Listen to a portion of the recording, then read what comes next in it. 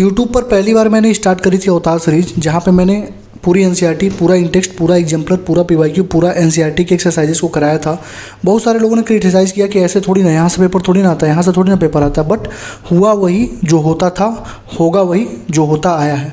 पूरा का पूरा पेपर मैंने गारंटी के साथ बोला था कि 19 या 20 क्वेश्चन जो भी आएंगे, 20 के 20 मेरे अवतार सीरीज से आएंगे और एज इट इज आएंगे, लाइन बाय लाइन आएंगे, वर्ड टू वर्ड आएंगे।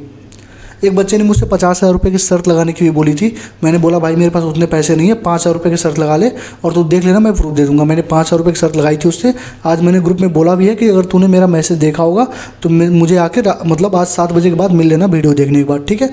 तो अवतार सीरीज द बीस्ट है, एकदम बीस्ट है अपने कैटेगरी में, और इसके बाहर कोई भी क्वेश्चन आया नहीं है। तो hello everyone, myself Avinash Madeshiya, currently pursuing MBBS from PGI Azamgarh. तो आज मैं आपको दिखाने जा रहा हूँ कि मेरे जो अवतार सीरीज था वहाँ से 19 के 19 क्वेश्चन एज इट इज़ आपके फिजिकल केमिस्ट्री में आए हुए हैं। मैंने 10 क्वेश्चन कराया है एक तरह के, तब जाके आपको NTA ने एक क्वेश्चन पूछा है। तो जिनको मज़ा लेना था, जिनको क्रिटिसाइज़ करना था, वो उन्होंने क्रिटिसाइज़ किए और वो गए यहाँ से। वो दीदी भैया पहले भी करते थे, दीदी भैया अभी भी कर रहे हैं, ठीक है। अगले साल भी दीदी भैया करेंगे। अरे भैया ने ये स्टडी बताई, भैया ने वो स्टडी बताई, भैया तुम्हें स्टडी बताते रहेंगे और तुम्हें भैया घंटा थमा देंगे, ठीक है। और तुम घंटा लेके घूमते रहना, ठीक। तो अवतार सीरीज द बीस्ट नाम से अगले साल इसको अवतार सीरीज 2.0 नाम से लॉन्च किया जाएगा, ठीक। देखो 19 out of 19 question physical chemistry से ही आए थे। मैं दे रहा हूँ प्रूफ। 10 पढ़ाया, एक आया। एक तरह के 10 क्वेश्चन 15 क्वेश्चन मैंने कराए थे, वहाँ से एक एक क्वेश्चन पूछा गया है। लास्ट में मैंने क्या बोला था कि 13 घंटे में पूरा फिजिक्स, कितने घंटे में, 13 आवर्स में पूरी फिजिकल केमिस्ट्री। तो लोगों ने क्या बोला था, ऐसे कैसे हो जाएगा, ऐसे कैसे हो जाएगा। तो देख ले भाई, आंखें खोल के देख, ऐसे होता है, ठीक है।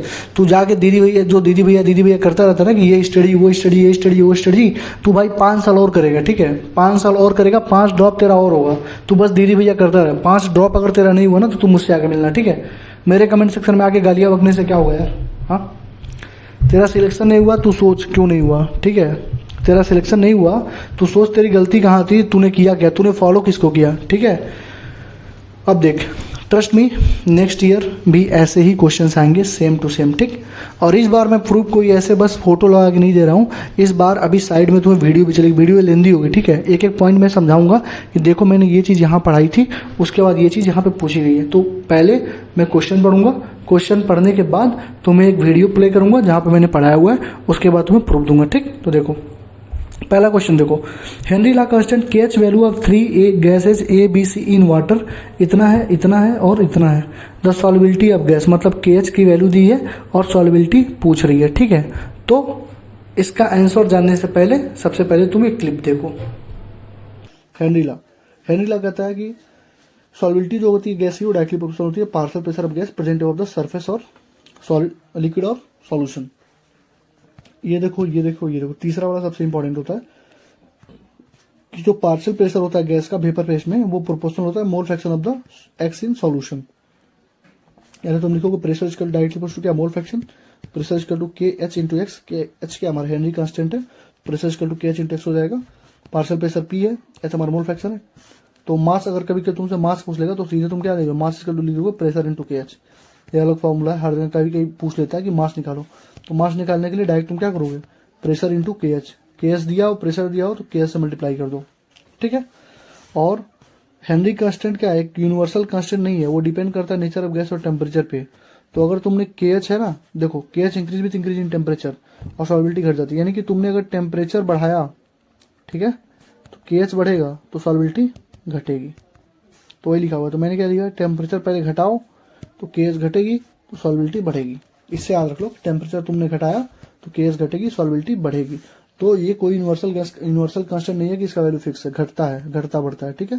तुमने टेम्परेचर बढ़ाया KH बढ़ेगा, टेम्परेचर घटाया तो KH घटेगा, टेम्परेचर घटाओगे सॉल्युबिलिटी बढ़ेगी, बस। लिमिटेशन क्या है कि हाई टेम्परेचर लो प्रेशर पे हेनरी लॉ नहीं लगा सकते हैं। ये ऐसे गैसेस के एप्लीकेबल नहीं है जो डिसोसिएट हो जाता है, जैसे HCl टूट जाएगा। आई होप तुमने क्लिप देख लिया होगा। अब तुम इस क्वेश्चन को सॉल्व करो। देखो ये तुम्हारा PDF हो गया जो मैंने वहाँ पर बताया था। देखो मैंने क्या बोला है, टेम्परेचर घटाओगे तो KH घटेगा, सॉल्युबिलिटी बढ़ेगी, ठीक है। यानी कि KH की वैल्यू जिसकी कम होगी उसकी सॉल्युबिलिटी ज़्यादा होगी। देखो मैंने पढ़ाया ना अभी, तो यहाँ पे देखो क्वेश्चन मैंने कहाँ करा था, यहाँ देखना, value of Henry constant KH increases with increase in temperature. ये देखो एनसीईआरटी एग्जाम्पलर में मैंने करवाया था कि नहीं करवाया था। और जब मैंने ये बताया था तो यहाँ पे देखो ये चीज़ बताई है कि नहीं बताई है कि KH की वैल्यू टेम्परेचर बढ़ाओगे तो KH बढ़ जाता है और सॉल्बिलिटी घट जाती है। बताया कि नहीं बताया? यहाँ पर भी बताया हूँ और यहाँ पर भी बताया हूँ। ठीक, यहाँ देखो the value of Henry constant KH is greater gases with lower solubility, यानी कि जिसकी KH की वैल्यू ज़्यादा होगी उसकी सॉल्बिलिटी कम होगी। बताओ एक जगह दो जगह मैंने सेम टू सेम क्वेश्चन कराया कि नहीं कराया? बता। अभी भी तेरी आंखें खुल रही हैं कि अभी भी आंखें तेरी भड़की हुई हैं? अभी भी तुझे जाके वही सब करना है, ठीक है? तुझे अभी भी कोचिंग का मॉड्यूल करना है। अभी भी अगर तुझे जाके कोचिंग का मॉड्यूल करना है तो भाई तू जाकर, इस साल भी कर रहा था, अगले साल भी करेगा। अगर सिलेक्शन होना है, अगर सिलेक्शन लेना है तो भाई एनसीईआरटी कर और एनसीईआरटी के बेस्ट क्वेश्चन प्रैक्टिस कर। अवतार सीरीज को फॉलो कर, पूरा का पूरा जितना पढ़ा है उतना मोर देन इनफ है। उसके बाहर कुछ भी नहीं आ सकता है फिजिकल केमिस्ट्री में, ठीक है? ना फिजिक्स में आया ना फिजिकल केमिस्ट्री में। तो ये वीडियो फिजिकल केमिस्ट्री की है। इसके बाद जब फिजिक्स का प्रूफ दूंगा ना तो तेरे पैरों तले से जमीन हिल जाएगी।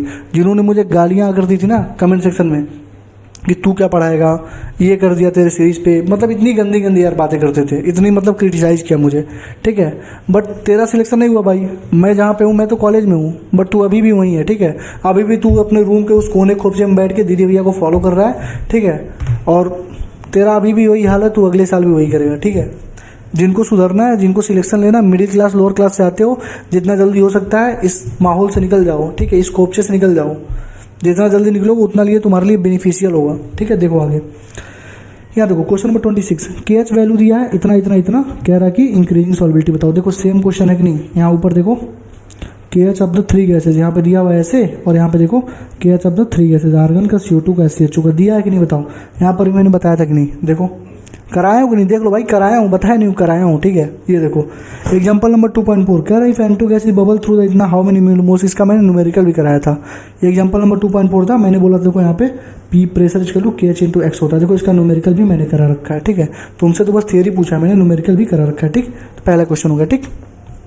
दूसरा क्वेश्चन देखो, क्वेश्चन नंबर 58 कह रहा है 1 gram of sodium hydroxide was treated with 25 ml of 0.75 molar HCl solution. The mass of sodium hydroxide left unreacted is equal to। ये लिमिटिंग रीजन का क्वेश्चन था। इसको सॉल्व करने से पहले, इसको देखने से पहले ये वीडियो क्लिप देखो।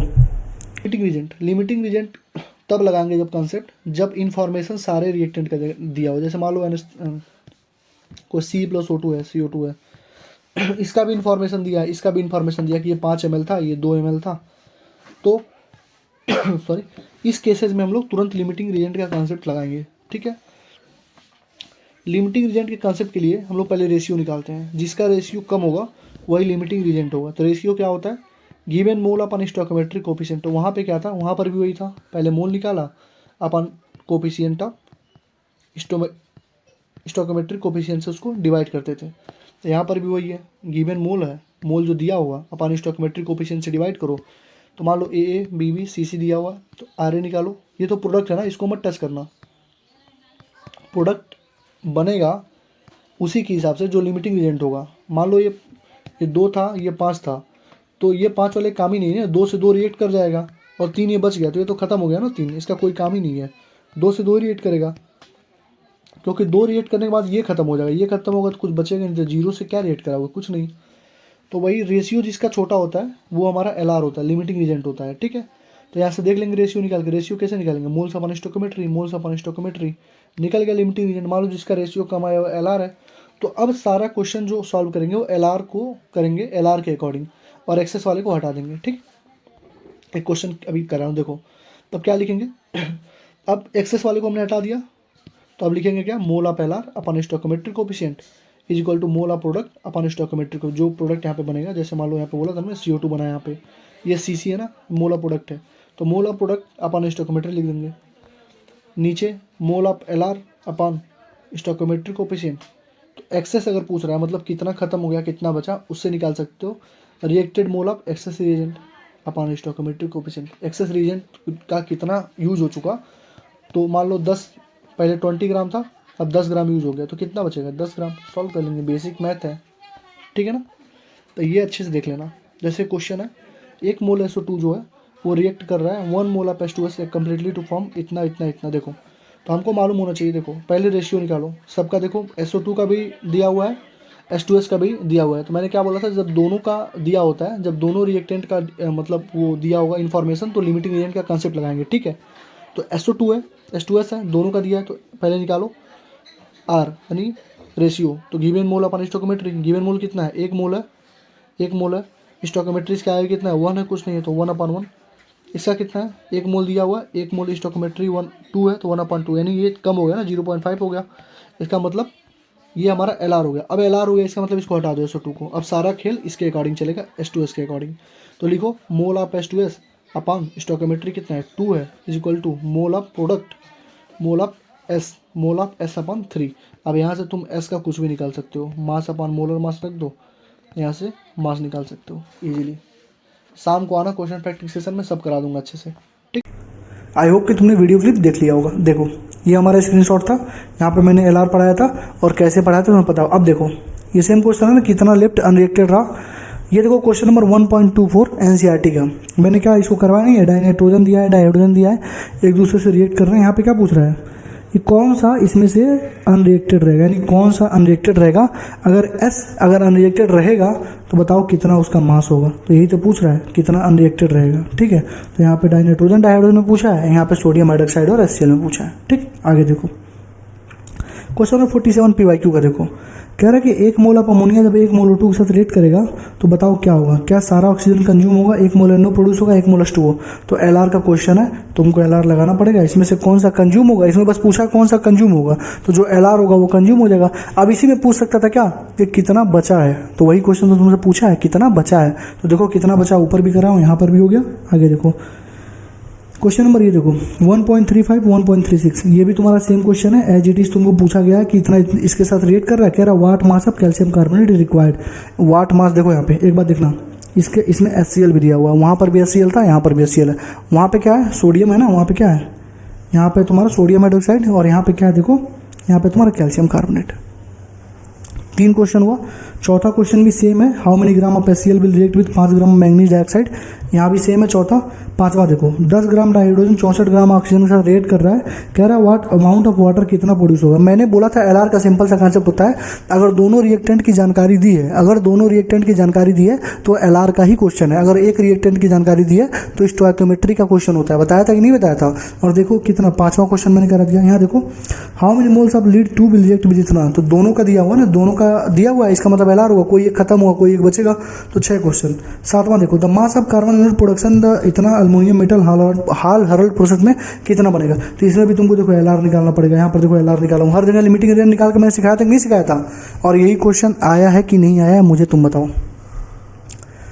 तुम मुझे बताओ क्वेश्चन आया है कि नहीं आया। अभी भी मुझ पर ट्रस्ट नहीं है, अभी भी नहीं ट्रस्ट है ना।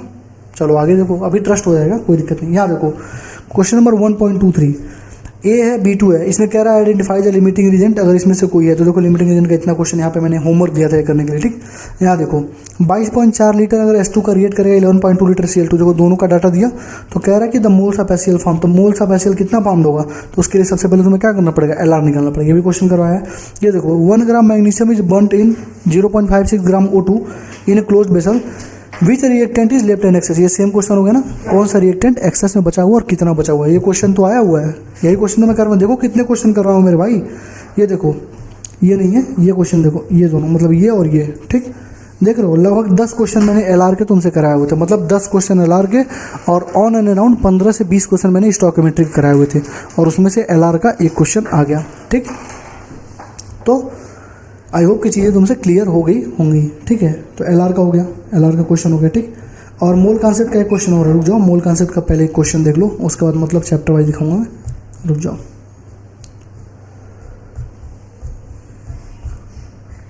मोल कॉन्सेप्ट का क्वेश्चन दिखा रहा हूँ। ये देखो highest number of helium atom is in, highest number of helium atom किस में है, तो इसके पहले एक क्लिप देख लो पहले। देखो number of moles equal to क्या होता है, mass upon molar mass is equal to volume upon 22.4। ये लीटर में होगा, देखना वॉल्यूम को किस में लोगे, लीटर में लोगे, तो ये 22.4 लीटर है, तो वॉल्यूम को लीटर में लेना पड़ेगा, ठीक। Is equal to number of particles upon NA, यानी कि तुमसे अगर पूछेगा कि 3 मोल है, उसमें नंबर ऑफ पार्टिकल्स कितने होंगे, तो तुम क्या करोगे, 3 is equal to number of particles upon N का वैल्यू क्या रखोगे 6.022 इंटू 10⁻23। यहाँ से नंबर ऑफ पार्टिकल मल्टीप्लाई करके सॉल्व कर लोगे, समझ गए ना। तो number of particles upon N, जहाँ पे एन क्या होता है अवोगाद्रो नंबर है जिसकी वैल्यू होती है 6.022 इंटू 10⁻23।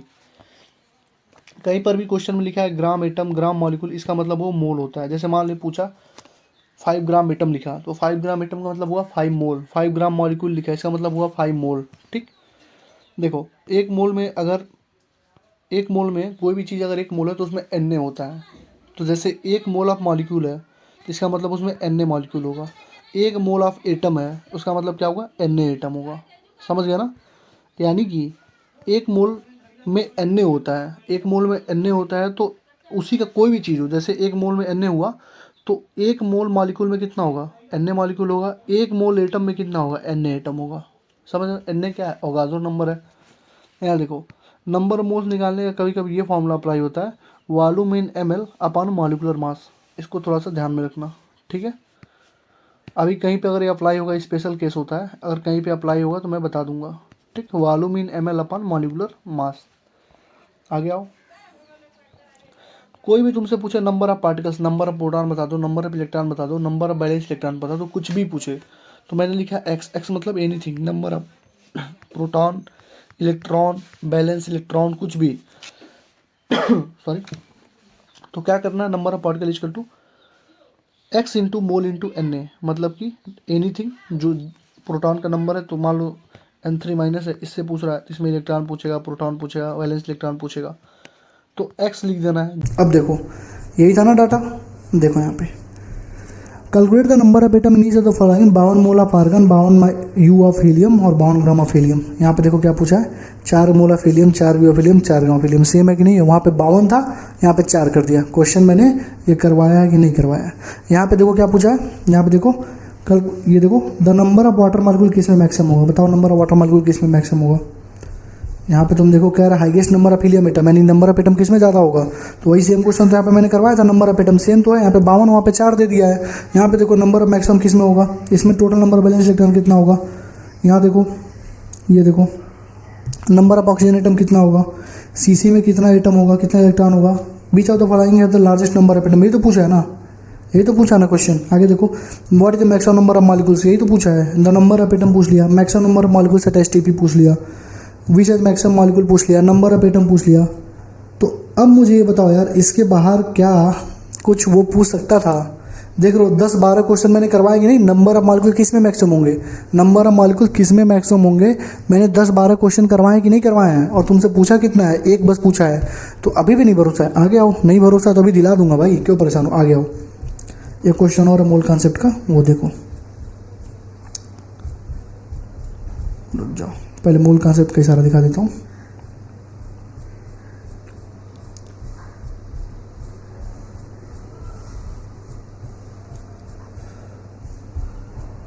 ये देखो एक compound x contain 32% A B 20% अब बी, ये सारा है। कह रहा है एम्पिरिकल फार्मूला बताओ। तो इसको करने से पहले तुम ये वीडियो देख लो छोटी सी। एम्पिरिकल फार्मूला जो होता है वो सबसे सिंपलेस्ट फार्मूला होता है। एम्पिरिकल फार्मूला निकालने के लिए मैं बता रहा हूँ, ये स्टेप्स मैं लिखा हूँ, बता रहा हूँ अभी कैसे। पहली बात एन इक्वल टू होता है मॉलिक्यूलर मास अपॉन एम्पिरिकल मास, तो ये इंपॉर्टेंट चीज़ है, इसको याद रखो। अब बताता हूँ कैसे होता है। जितना मास परसेंटेज क्वेश्चन में दिया हो उतना ग्राम में कन्वर्ट, जैसे मान लो दिया 25%, इसका मतलब होगा 25 ग्राम, ठीक। उसको मोल्स में कन्वर्ट करो। मोल्स में जैसे मान लो ऑक्सीजन था तो मोल्स में क्या करो, मास अपॉन मोलर मास 16 से डिवाइड करो। जैसे मान लो किसी के दिमाग में ऑक्सीजन तो O2 के फार्म होता है 32 से डिवाइड नहीं करना, ऑक्सीजन है 16 से, क्लोरीन है 35.5 से, ये मोल्स निकल गया। मान लो पहले का मोल्स आया 2, तीसरे का दूसरे का है 3, तीसरे का है 4, तो सबसे छोटा 2 है ना, तो 2 से सबको डिवाइड कर दो, 2/2 3/2 4/2। अब इसका आंसर मान लो इसका डिवाइड करने पर 1 आया, इसका 1.5 आया, इसका मान लो 2 आया, तो इसका आंसर हो जाएगा मान लो C1H 1.5 और O2, ऐसे करके इसको निकालते हैं। तो ये हमारा एम्पिरिकल फार्मूला हो गया। अब नंबर ऑफ जो n हमारा होता है ना, एम्पिरिकल फार्मूला निकल गया हमको। अब मॉलिक्यूलर फार्मूला चाहिए, मॉलिक्यूलर फार्मूला निकालने के लिए n निकालो। n के लिए क्या करोगे, मॉलिक्यूलर मास अपॉन एम्पिरिकल मास। मॉलिक्यूलर मास क्वेश्चन में दिया होता है और एम्पिरिकल मास तुम यहाँ से निकालोगे, जो भी तुम्हारा फार्मूला आया, मान लो CH2 आया, यहाँ से एम्पिरिकल मास निकाल के मॉलिक्यूलर मास अपन एम्पिरिकल मास करोगे। उसके बाद जो n आया उसी से एम्पिरिकल फॉर्म, मान लो ये CH2O था, n का वैल्यू 2 आ गया तो 2 से मल्टीप्लाई कर दो इसमें, C2H4O2। तो ये मॉलिक्यूलर फार्मूला हो जाएगा। ठीक है, सारा स्टेप देख लेना कैसे निकालते हैं, अभी वहाँ पे क्वेश्चन कराऊंगा तो हो जाएगा। ठीक, आई होप कि तुमने वीडियो देख लिया होगा।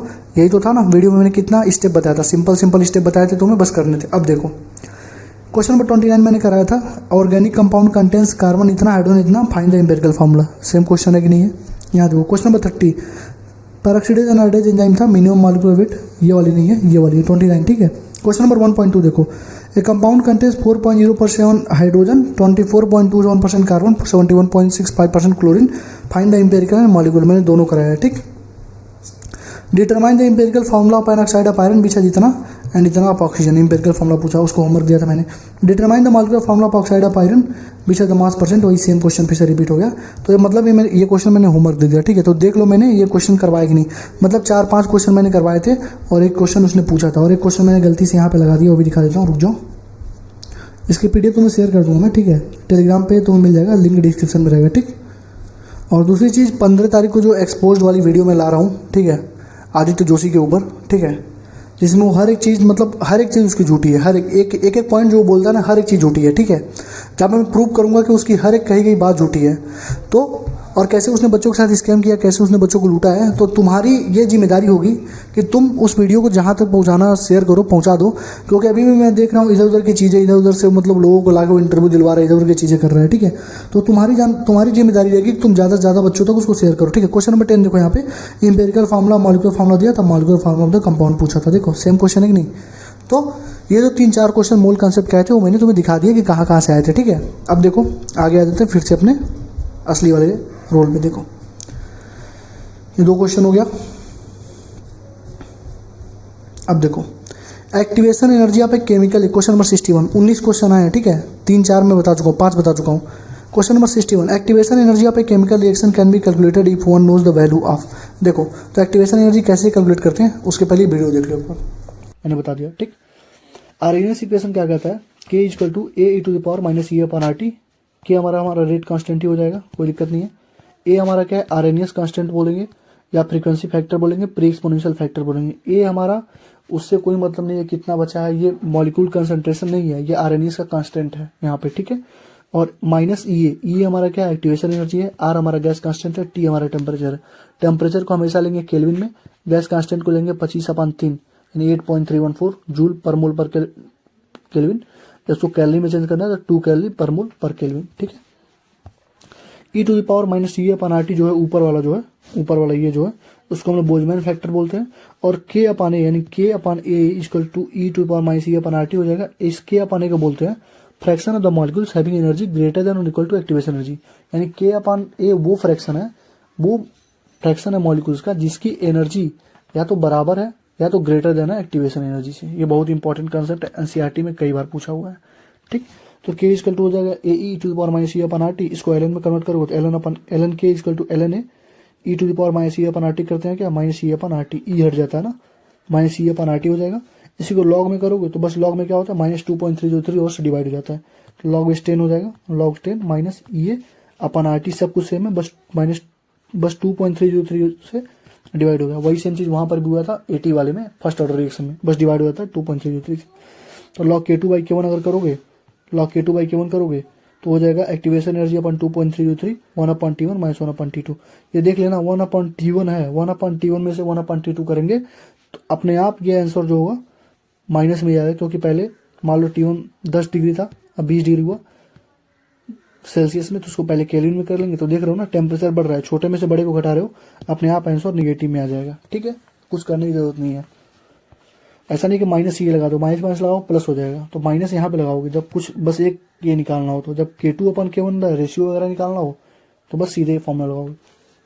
तो यहाँ पर देखो ln K versus 1/T, ln K versus 1/T का जब ग्राफ निकालोगे टी का, तो तुम्हें खुद दिख रहा होगा ये हमारा जो क्या है, ये स्लोप है ना C - mx, तो m क्या है -c/r है, और स्लोप हमारा ऐसे बनेगा।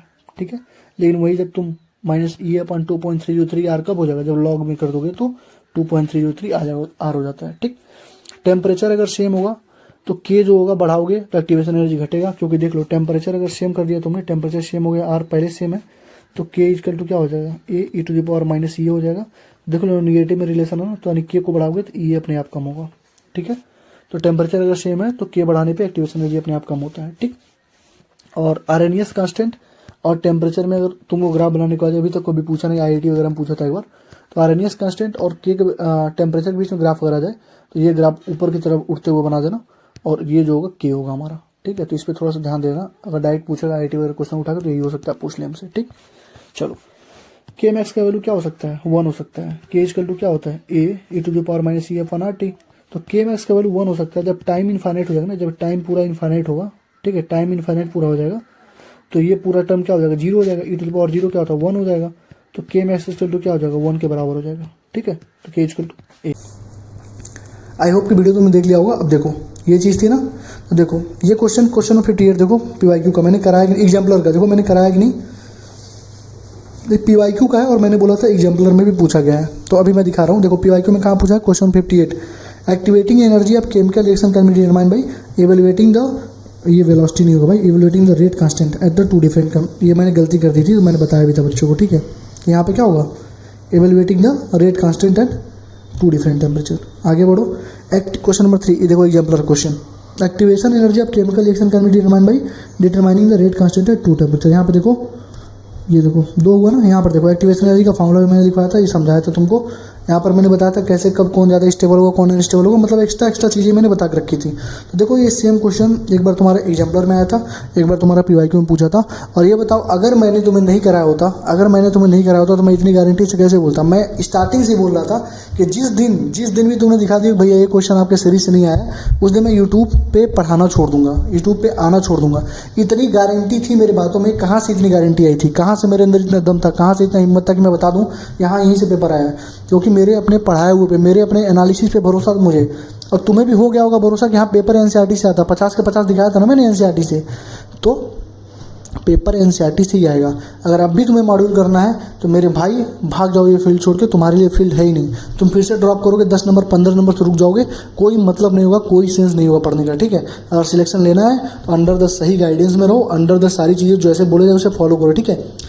कल वीडियो लाने वाला हूँ 6 महीने में कैसे तुम अपने चीज़ों को कंपाइल करके सारी चीज़ें कर सकते हो। 1 बुक 1 टीचर 1 स्ट्रेटजी 1 मेंटर को फॉलो करो, ठीक है। मेंटरशिप भी लॉन्च करने वाला हूँ। नॉमिनल फीस होगी, फीस एकदम कम रहेगी, ठीक है, बिल्कुल ही कम रहेगी। और ज़्यादा बच्चों को लूँगा नहीं, क्योंकि मेरे पास उतना टाइम होता नहीं है। तो उतने ही बच्चों को लूँगा जितने बच्चों का मैं सिलेक्शन करा पाऊँ, और मतलब जिनका सिलेक्शन करा दूँ, क्योंकि मेरे पास भी टाइम नहीं है, मुझे अपना भी तो पढ़ना है। तो उन्हीं मतलब थोड़े बहुत ही बच्चों को लूँगा, ज़्यादा नहीं लूँगा। तो फॉर्म रिलीज़ करूँगा, जिसको भी मेंटरशिप में अलॉट होना होगा तो वो लोग अलॉट हो जाना, ठीक है, जल्दी से जल्दी, ठीक। मैंने स्टार्टिंग में पिछले साल स्टार्ट करी थी, तो अराउंड 7-8 बच्चे मेरे साथ थे, और अभी लास्ट तक वो मेरे साथ थे, ठीक है, लास्ट तक मुझसे जुड़े थे, ठीक है। इस बार और सारे लोग भी मुझसे जुड़ने वाले हैं, ठीक। तो बाकी तुम्हारी मर्जी रहेगी, बाकी तो मैं गाइड करता ही रहूँगा, ठीक। आगे आ जाओ, कल वीडियो आएगी 7 बजे, ठीक है। 6 महीने में 1 घंटे की वीडियो होगी, पूरा कॉपी पेन लेके बैठना, जैसे बताऊंगा वैसे फॉलो करना, ठीक है। उसके अलावा तुम्हें कुछ करना ही नहीं होगा, तुम्हारा सिलेक्शन हो जाएगा। आगे आओ, ये देखो क्वेश्चन नंबर 64। उसके पहले तुम्हें केमिकल काइनेटिक्स का और क्वेश्चन दिखाता हूँ। एक पहला क्वेश्चन था केमिकल काइनेटिक्स का, अब देखो एक क्वेश्चन और दिखाता हूँ केमिकल काइनेटिक्स का। ये देखो question number 67, which plot of ln K versus 1/t is consistent with Arrhenius equation. तो अभी मैंने तुम्हें जो वीडियो दिखाई थी उसमें मैंने पढ़ाया था ना, वही सेम चीज़ यहाँ पर देखो, एलन के वर्सेज 1/t। यहाँ देखो मैंने पढ़ाया कि नहीं पढ़ाया, यहाँ पे देखो Elon K versus 1/t, log के वर्सेज 1/t, ए वर्सेज टी, मैंने सारा बताया। एक उसने दिया हुआ है, मैंने देखो 3-4 ग्राफ मैंने तुम्हें पढ़ाए थे। आगे आओ, इसका प्रूफ देखो। ये क्वेश्चन नंबर 6 तुम्हारे एनसीईआरटी एग्जाम्पलर का है। देखो यहाँ पे एलन के वर्सेज 1/t का सीधे ग्राफ पूछा हुआ है, ठीक है। ये तुम्हारा 51 नंबर क्वेश्चन है, 51 का बी आंसर होगा, एलन के वर्सेज टी का इक्वेशन दिया हुआ है। ये क्वेश्चन देखो कहाँ गया, 2 मैंने बता दिया ना। हाँ ये देखो क्वेश्चन 46 में ये तुम्हारा रेट कांस्टेंट अब 400 के में पूछ रहा है। तो देखो मैंने यहाँ पर भी बताया था log K2/K1 = E अपन 2.303 1/T1 - 1/T2, ठीक है। अभी मैंने बस 2-3-4 ही कट आउट लिए हैं, बाकी बहुत सारे क्वेश्चन ऐसे सेम प्रश्न मैंने बोला ना 10 के 10 मतलब मैंने कराए हुए हैं, तो तुमको ऐसे बहुत सारे क्वेश्चन मिल जाएंगे, ठीक। तो ये हमारा दूसरा क्वेश्चन हुआ। तीसरा भी मैं दिखा दे रहा हूँ तुमको, रुक जाओ, तीसरा भी दिखा दे रहा हूँ। क्वाड्रपल वाला क्वेश्चन आया हुआ है, वो भी दिखा दे रहा हूँ। हाईएस्ट नंबर तो मैंने दिखा दिया।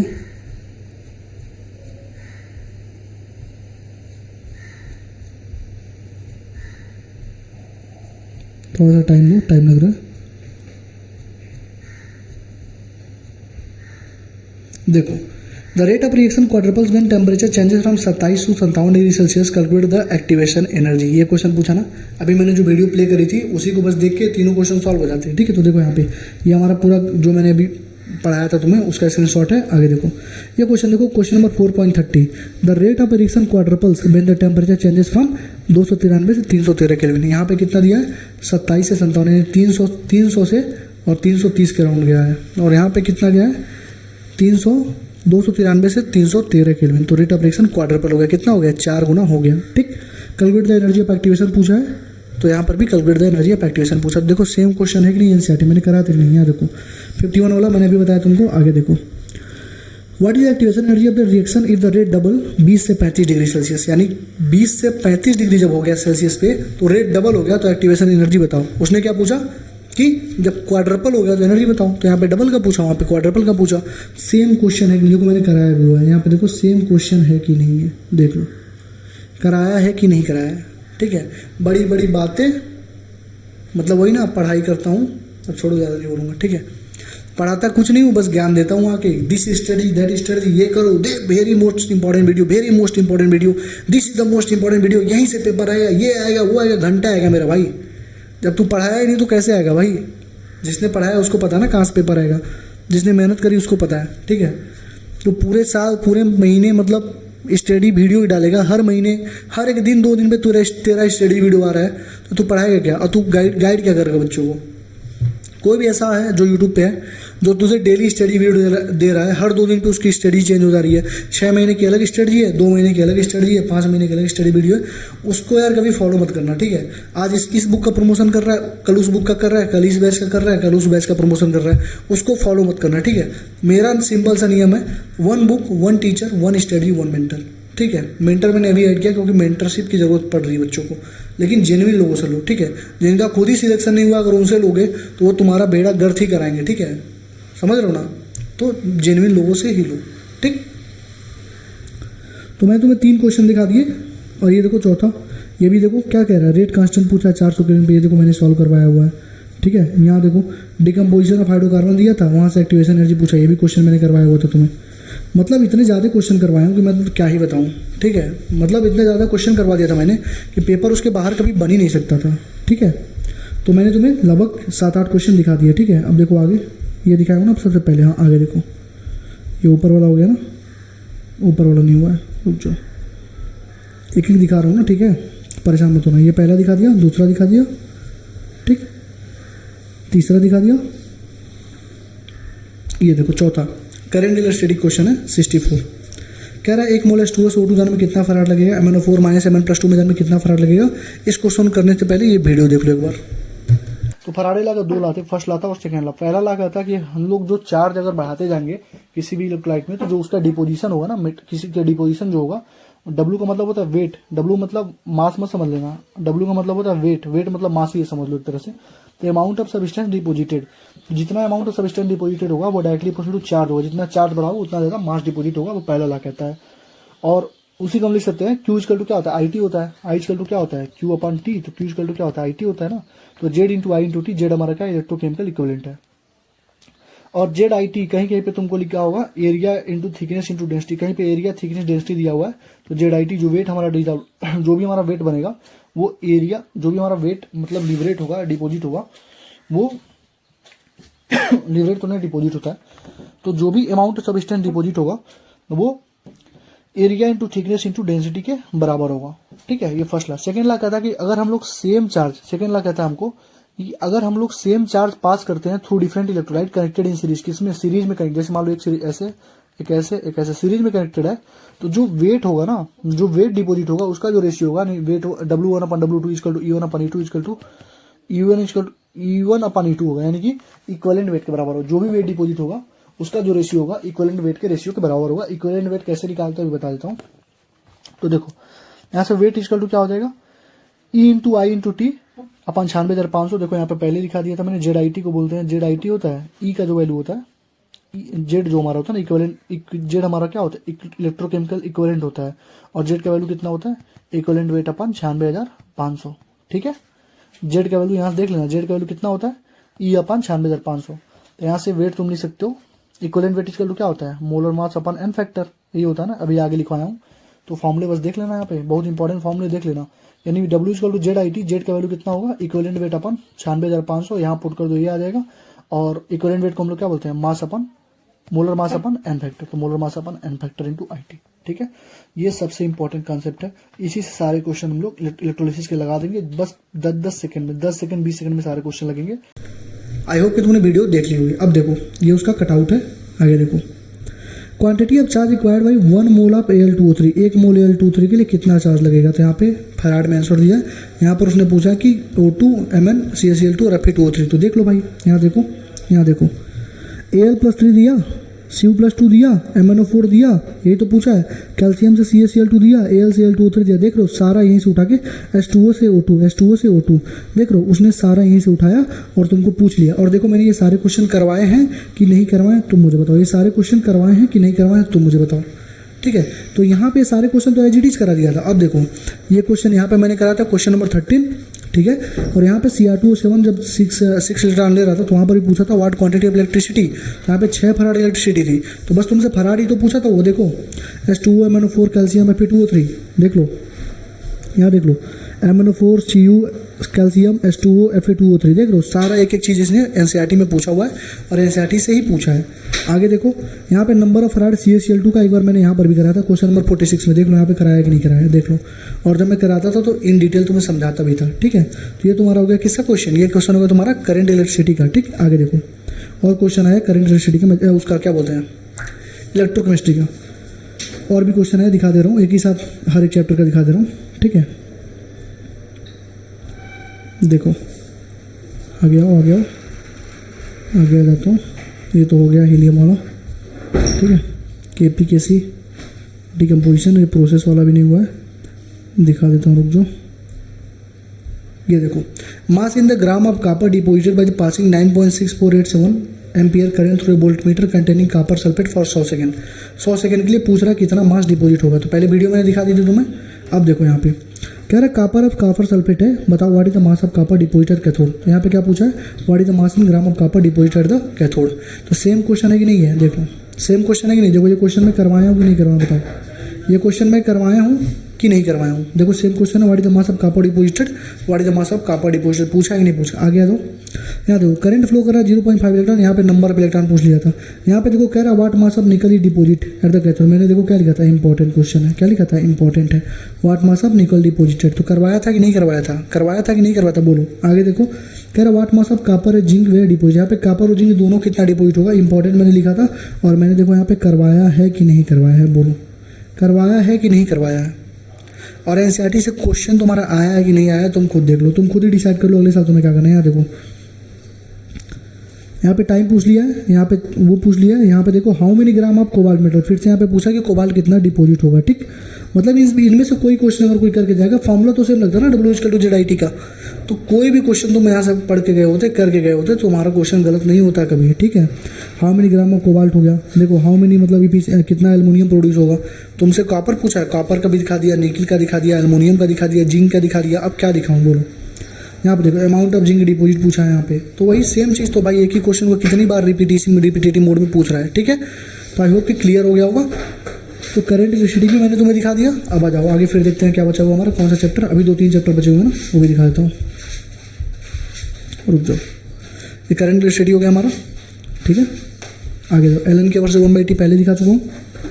आगे जाओ, ये देखो एनर्जी ऑफ इलेक्ट्रॉन हमारा, ये एटॉमिक स्ट्रक्चर का है। उसको देखने से पहले तुम इन दोनों क्लिप को देखो, सबसे पहले एनर्जी वाले क्लिप को देखो, उसके बाद प्रिंसिपल क्वांटम नंबर वाले क्लिप को देखो। ठीक है, आगे आ जाओ। एनर्जी का फॉर्मूला क्या होता है, -13.6 Z²/n²। यहाँ से हमको मालूम चलता है कि जो एनर्जी हमारी है डायरेक्टली इक्वल्स टू क्या है, Z²/n² है। निगेटिव का मतलब ये होता है कि इलेक्ट्रॉन हमारा क्या है, बाउंडेड है, ये इलेक्ट्रॉन वोल्ट पर एटम में आंसर आता है। उसको जूल में करना है तो 2 माइनस में 2.2 × 10⁻18 Z²/n² जूल पर एटम हो जाएगा। फास्ट क्यों चल रहा हूँ, क्योंकि पहले सारी चीज़ें बता चुका हूँ, बस रिवाइज करा रहा हूँ। ठीक, मैंने बताया था कि जो RSC होता है उसको बोलते हैं एनर्जी अपॉन नेटवर्क, उसका वैल्यू होता है 13.6, वही 13.6 हमारा यहाँ पे लिखा जाता है -13.6 में। और रेडवर्क कांस्टेंट जो होता है 1.1 × 10⁻7 होता है। अब इसका यूज आएगा आगे। ठीक, काइनेटिक एनर्जी जितना भी, जो टोटल एनर्जी मान लो निगेटिव आया, ठीक है, तो जो काइनेटिक एनर्जी में क्या होगा, बस पॉजिटिव हो जाएगा। मान लो total energy x -x, kinetic energy क्या होगा, प्लस मैक्स। पोटेंशियल एनर्जी जो होता है वो 2 टाइम्स टोटल एनर्जी होता है, और काइनेटिक एनर्जी होता है, या इसको बोल सकते हो कि टोटल एनर्जी क्या होगा, पोटेंशियल एनर्जी अपन 2। तो पोटेंशियल एनर्जी क्या हो जाएगा, 2 टाइम्स टोटल एनर्जी, यानी कि काइनेटिक एनर्जी पॉजिटिव में आंसर आएगा, पोटेंशियल एनर्जी निगेटिव में ही आएगा, क्योंकि टोटल एनर्जी निगेटिव होता है। तो यहाँ से हमारा हो गया potential energy equal to total energy. बार मतलब होता है पॉजिटिव, सब कुछ पॉजिटिव कर दो, तो energy equal to kinetic energy is equal to potential energy upon 2। U का मतलब पोटेंशियल एनर्जी होता है, ठीक। अगर बाइंडिंग एनर्जी पूछ रहा है तो हमेशा आंसर किस में दोगे, पॉजिटिव में दोगे। तो बाइंडिंग एनर्जी क्या हो जाएगा, 12 टोटल एनर्जी। टोटल एनर्जी मान लो -13 आया, तो आंसर किस में दोगे, 13 में, ठीक। फ्रीक्वेंसी का फॉर्मूला डायरेक्ट या तो सॉल्व करो अपने हिसाब से, एनर्जी निकालो, बहुत लेंदी पड़ेगा। मैंने ट्रिक बताया था क्या कि फ्रीक्वेंसी का डायरेक्ट फॉर्मूला याद रखो, 3.3 × 10⁻15। लेमडे का जगह रखोगे 1.1 × 10⁻7, क्योंकि देखो रीडवर्क कांस्टेंट अभी आया था। एनर्जी की रखोगे 2.2 × 10⁻18, तो 3.3, 1.1, 2.2 तुम याद कर लो पहले लेमडा, फिर एनर्जी, फिर इधर कर दो फ्रीक्वेंसी। तो 1.1, 2.2, ये हो जाएगा 3.3, 10⁻7, 10⁻18, 10⁻15, और ये N1 इनिशियल एंड फाइनल, ये हर्ट्ज में, मीटर, जूल में, ठीक। E2 - N1 13.6 Z², 1/N1 का स्क्वायर माइनस 1/N फाइनल का स्क्वायर। कहोगे कि भैया यहाँ पे ये प्लस कैसे हो गया, यहाँ पे माइनस होना चाहिए, तो माइनस से ये आंसर खुद आएगा, क्योंकि N1 क्या होता है, छोटा होता है, N2 क्या होता है, लगभग बड़ा ही होता है, तो आंसर हमेशा निगेटिव में ही आता है, ठीक है ना। अगर आयनाइजेशन एनर्जी पूछेगा तो फिर हम लोग क्या करेंगे, टोटल एनर्जी का पॉजिटिव कर देंगे। तो ionisation energy, separation energy, excitation energy सब हमारा क्या होता है, पॉजिटिव में होता है। आयनाइजेशन एनर्जी क्या होता है, देखो क्वांटम नंबर क्या होता है, एक है एटम, एटम के अंदर होता है सेल, सेल के अंदर जैसे KLMN सेल हो गया, सेल के अंदर होता है सब सेल, सब सेल का मतलब क्या हो गया, सब ऑर्बिटल सब लेवल। जैसे KLMN है तो सब सेल में क्या हो जाएगा, S है, P है, D है, F है। अब उस सब सेल के अंदर होता है ऑर्बिटल, जैसे S में कितने ऑर्बिटल होते हैं, 1 होता है, P में कितने होते हैं, 3 ऑर्बिटल होते हैं, D में कितने होते हैं, 5 ऑर्बिटल, F में कितने होते हैं, 7 ऑर्बिटल, और उसमें होता है इलेक्ट्रॉन, S में 2, P में 6 इलेक्ट्रॉन मैक्सिमम भर दोगे, D में 10 इलेक्ट्रॉन मैक्सिमम भर दोगे, क्योंकि 7 ऑर्बिटल है ना। F में 14 इलेक्ट्रॉन भर दोगे, तो ऐसे करके होता है, ठीक। तो पहला होता है प्रिंसिपल क्वांटम नंबर, जिसको दिया था किसने, बोहर ने। ये इंडिकेट करता है क्या, साइज को इंडिकेट करता है, शेप को नहीं, साइज को, साइज और एनर्जी ऑफ ऑर्बिट को इंडिकेट करता है। इंडिकेट करता है कि इलेक्ट्रॉन का डिस्टेंस न्यूक्लियस से कितना है, 2 पॉइंट हुआ, और वैल्यू ऑफ एन जो होती है 0, 1, 2, 3, 0 नहीं होगी, 0 तो खत्म हो जाएगी, 1, 2, 3 से लेकर इन्फाइनाइट तक होती है, 0 कभी भी नहीं होगी, ठीक। एंगुलर मोमेंटम क्या होता है, MBR होता है, n/2π भी पहले बताया था। अब देखो, तो अगर n हमारा प्रिंसिपल क्वांटम नंबर है तो उसमें सबसेल कितना है, n मतलब सेल मान लो, तो उसमें सबसेल कितने होंगे, n ही होगा, ठीक। ऑर्बिटल अगर पूछेगा तो क्या लिखोगे, n का स्क्वायर लिखोगे। इलेक्ट्रॉन पूछेगा तो क्या लिखोगे, 2n²। 2n² क्यों लिखोगे, क्योंकि एक ऑर्बिटल में कितने इलेक्ट्रॉन है, 2 है ना, देखो तो हो गया, सबसेल हो गया n, ऑर्बिटल पूछेगा तो n², इलेक्ट्रॉन पूछेगा तो 2n², ठीक है। Azimuthal quantum number, azimuthal quantum number को खोजा तो समरफील्ड ने ही बताया था कि ऑर्बिट हमारे क्या होते हैं, सर्कुलर नहीं होते हैं, ऑर्बिट सर्कुलर नहीं होते हैं, ऑर्बिट हमारे इलिप्टिकल होते हैं, ठीक। एजीमुथल क्वांटम नंबर को हम लोग subsidiary quantum number, secondary quantum number, angular quantum number भी बोलते हैं। ये इंडिकेट करता है शेप को, देखा, वो एन इंडिकेट करता था साइज को, एनर्जी को, और डिस्टेंस ऑफ न्यूक्लियस को। ये इंडिकेट करता है शेप को। वैल्यू ऑफ एल जो होती है वो हमारी क्या होती है, 0 से 1, 0 भी हो सकती है, 1 भी हो सकती है, n-1 होती है, यानी कि अगर n का वैल्यू 5 है तो l का वैल्यू 0, 1, 2, 3, 4 होगा, 5 नहीं होगा, 6 भी नहीं होगा, n-1 तक होगा, ठीक। तो टोटल नंबर पर ऑर्बिटल पूछेगा सब ऑर्बिट में, यानी अगर मान लो l का वैल्यू दे दिया 2, तो सब ऑर्बिट में कितना पूछेगा, सब ऑर्बिट कितना होगा, 12 + 1 2 × 4 + 5 हो जाएगा। इलेक्ट्रॉन पूछेगा तो हम लोग मालूम है एक ऑर्बिटल में 2 इलेक्ट्रॉन, तो 2 से मल्टीप्लाई कर देंगे, 12 + 1 हो जाएगा, 2 12 + 1। यहाँ पे तुमसे सबसे बेसिक कंसेप्ट है, ऑर्बिटल एंगुलर मोमेंटम पूछता है। तो ऑर्बिटल एंगुलर मोमेंटम का फॉर्मूला होता है रूट में l + 1 इंटू h/2π, ये बाहर होता है रूट के, h/2π को हम लोग लिख सकते हैं क्या, ऐसे लिख देते हैं, तो कोई दिक्कत नहीं होती यहाँ पे, ठीक है। आगे बढ़ो, देखो अगर l का वैल्यू 0 होता है, एजीमुथल क्वांटम नंबर 0 है, तो s होता है, p के लिए 1 होता है, d के लिए 2 होता है, f के लिए 3 होता है, याद करनी पड़ती है, s के लिए 0, p के लिए 1, d के लिए 2, 3 के लिए f। एस का शेप कैसा होता है, क्योंकि एल हमारा शेप के बारे में बता, तो एस का शेप कैसा होगा, स्फेरिकल होगा। पी का शेप क्या होगा, डम्बल होगा। डी का शेप क्या होगा, डबल डम्बल होगा। और एफ का बहुत कॉम्प्लेक्स शेप होता है तो नहीं लिखते हैं। जैसे एन का वैल्यू अगर 4 है तो एल का वैल्यू 0, 1, 2, 3 हो सकता है, 5, 6 नहीं होगा, क्योंकि n-1 तक होता है, ठीक है। For hydrogen and hydrogen like species, यानी कि जो सिंगल इलेक्ट्रॉन स्पेसीज होते हैं उसमें जितने भी सबसेल होते हैं उनके पास सेम एनर्जी होती है। सेम एनर्जी क्यों होती है, जैसे मान लो 2s है, 2p है, तो उनकी एनर्जी सेम होगी, क्योंकि n का वैल्यू क्या है, सेम है, ठीक। तो लिखा क्या है, हाइड्रोजन और हाइड्रोजन स्पेसिस के लिए जितने भी सब सेल्स होंगे उसके पास क्या होगी, सेम एनर्जी होगी, यानी 2s 2p 3s 3p 3d सबका एनर्जी क्या होगा, सेम होगा। 2s 2p का सेम होगा, 3s 3p 3d का भी सेम होगा, ठीक। मैग्नेटिक क्वांटम नंबर, इसको खोजा था लिंडे ने, इंडिकेट करता है ओरिएंटेशन ऑफ ऑर्बिटल, यानी कि इलेक्ट्रॉन डेंसिटी कहाँ पे है कि नहीं है, सब इलेक्ट्रॉन डेंसिटी के बारे में बताता है magnetic quantum number, orientation of orbital के बारे में। तो वैल्यू ऑफ m की वैल्यू जो होगी वो माइनस सेल से प्लस सेल तक, मान लो अगर l का वैल्यू 2 दिया है तो m की वैल्यू कितनी होगी, -2, m की वैल्यू कितनी होगी, -2 -1 0 +1 +2, यानी -m से लेके -l से लेके +l तक वैल्यू होती है m की। तो maximum number of electron in an orbital, तो एक ऑर्बिटल होता है उसमें 2 इलेक्ट्रॉन भर सकते हैं, तो 2 हो जाएगा, वो भी अपोजिट साइन के होते हैं, एक उल्टा एक नीचा। तो मान लो m फॉर p सब सेल, p के लिए l कितना होता है, देखो s p d f मैंने बताया था, s के लिए 0, p के लिए 1, d के लिए 2, f के लिए 3। तो p के लिए होता है 1, तो l का वैल्यू 1 हो गया, तो m का वैल्यू क्या होगा, -1 से लेकर +1 तक होगा, -1 0 +1।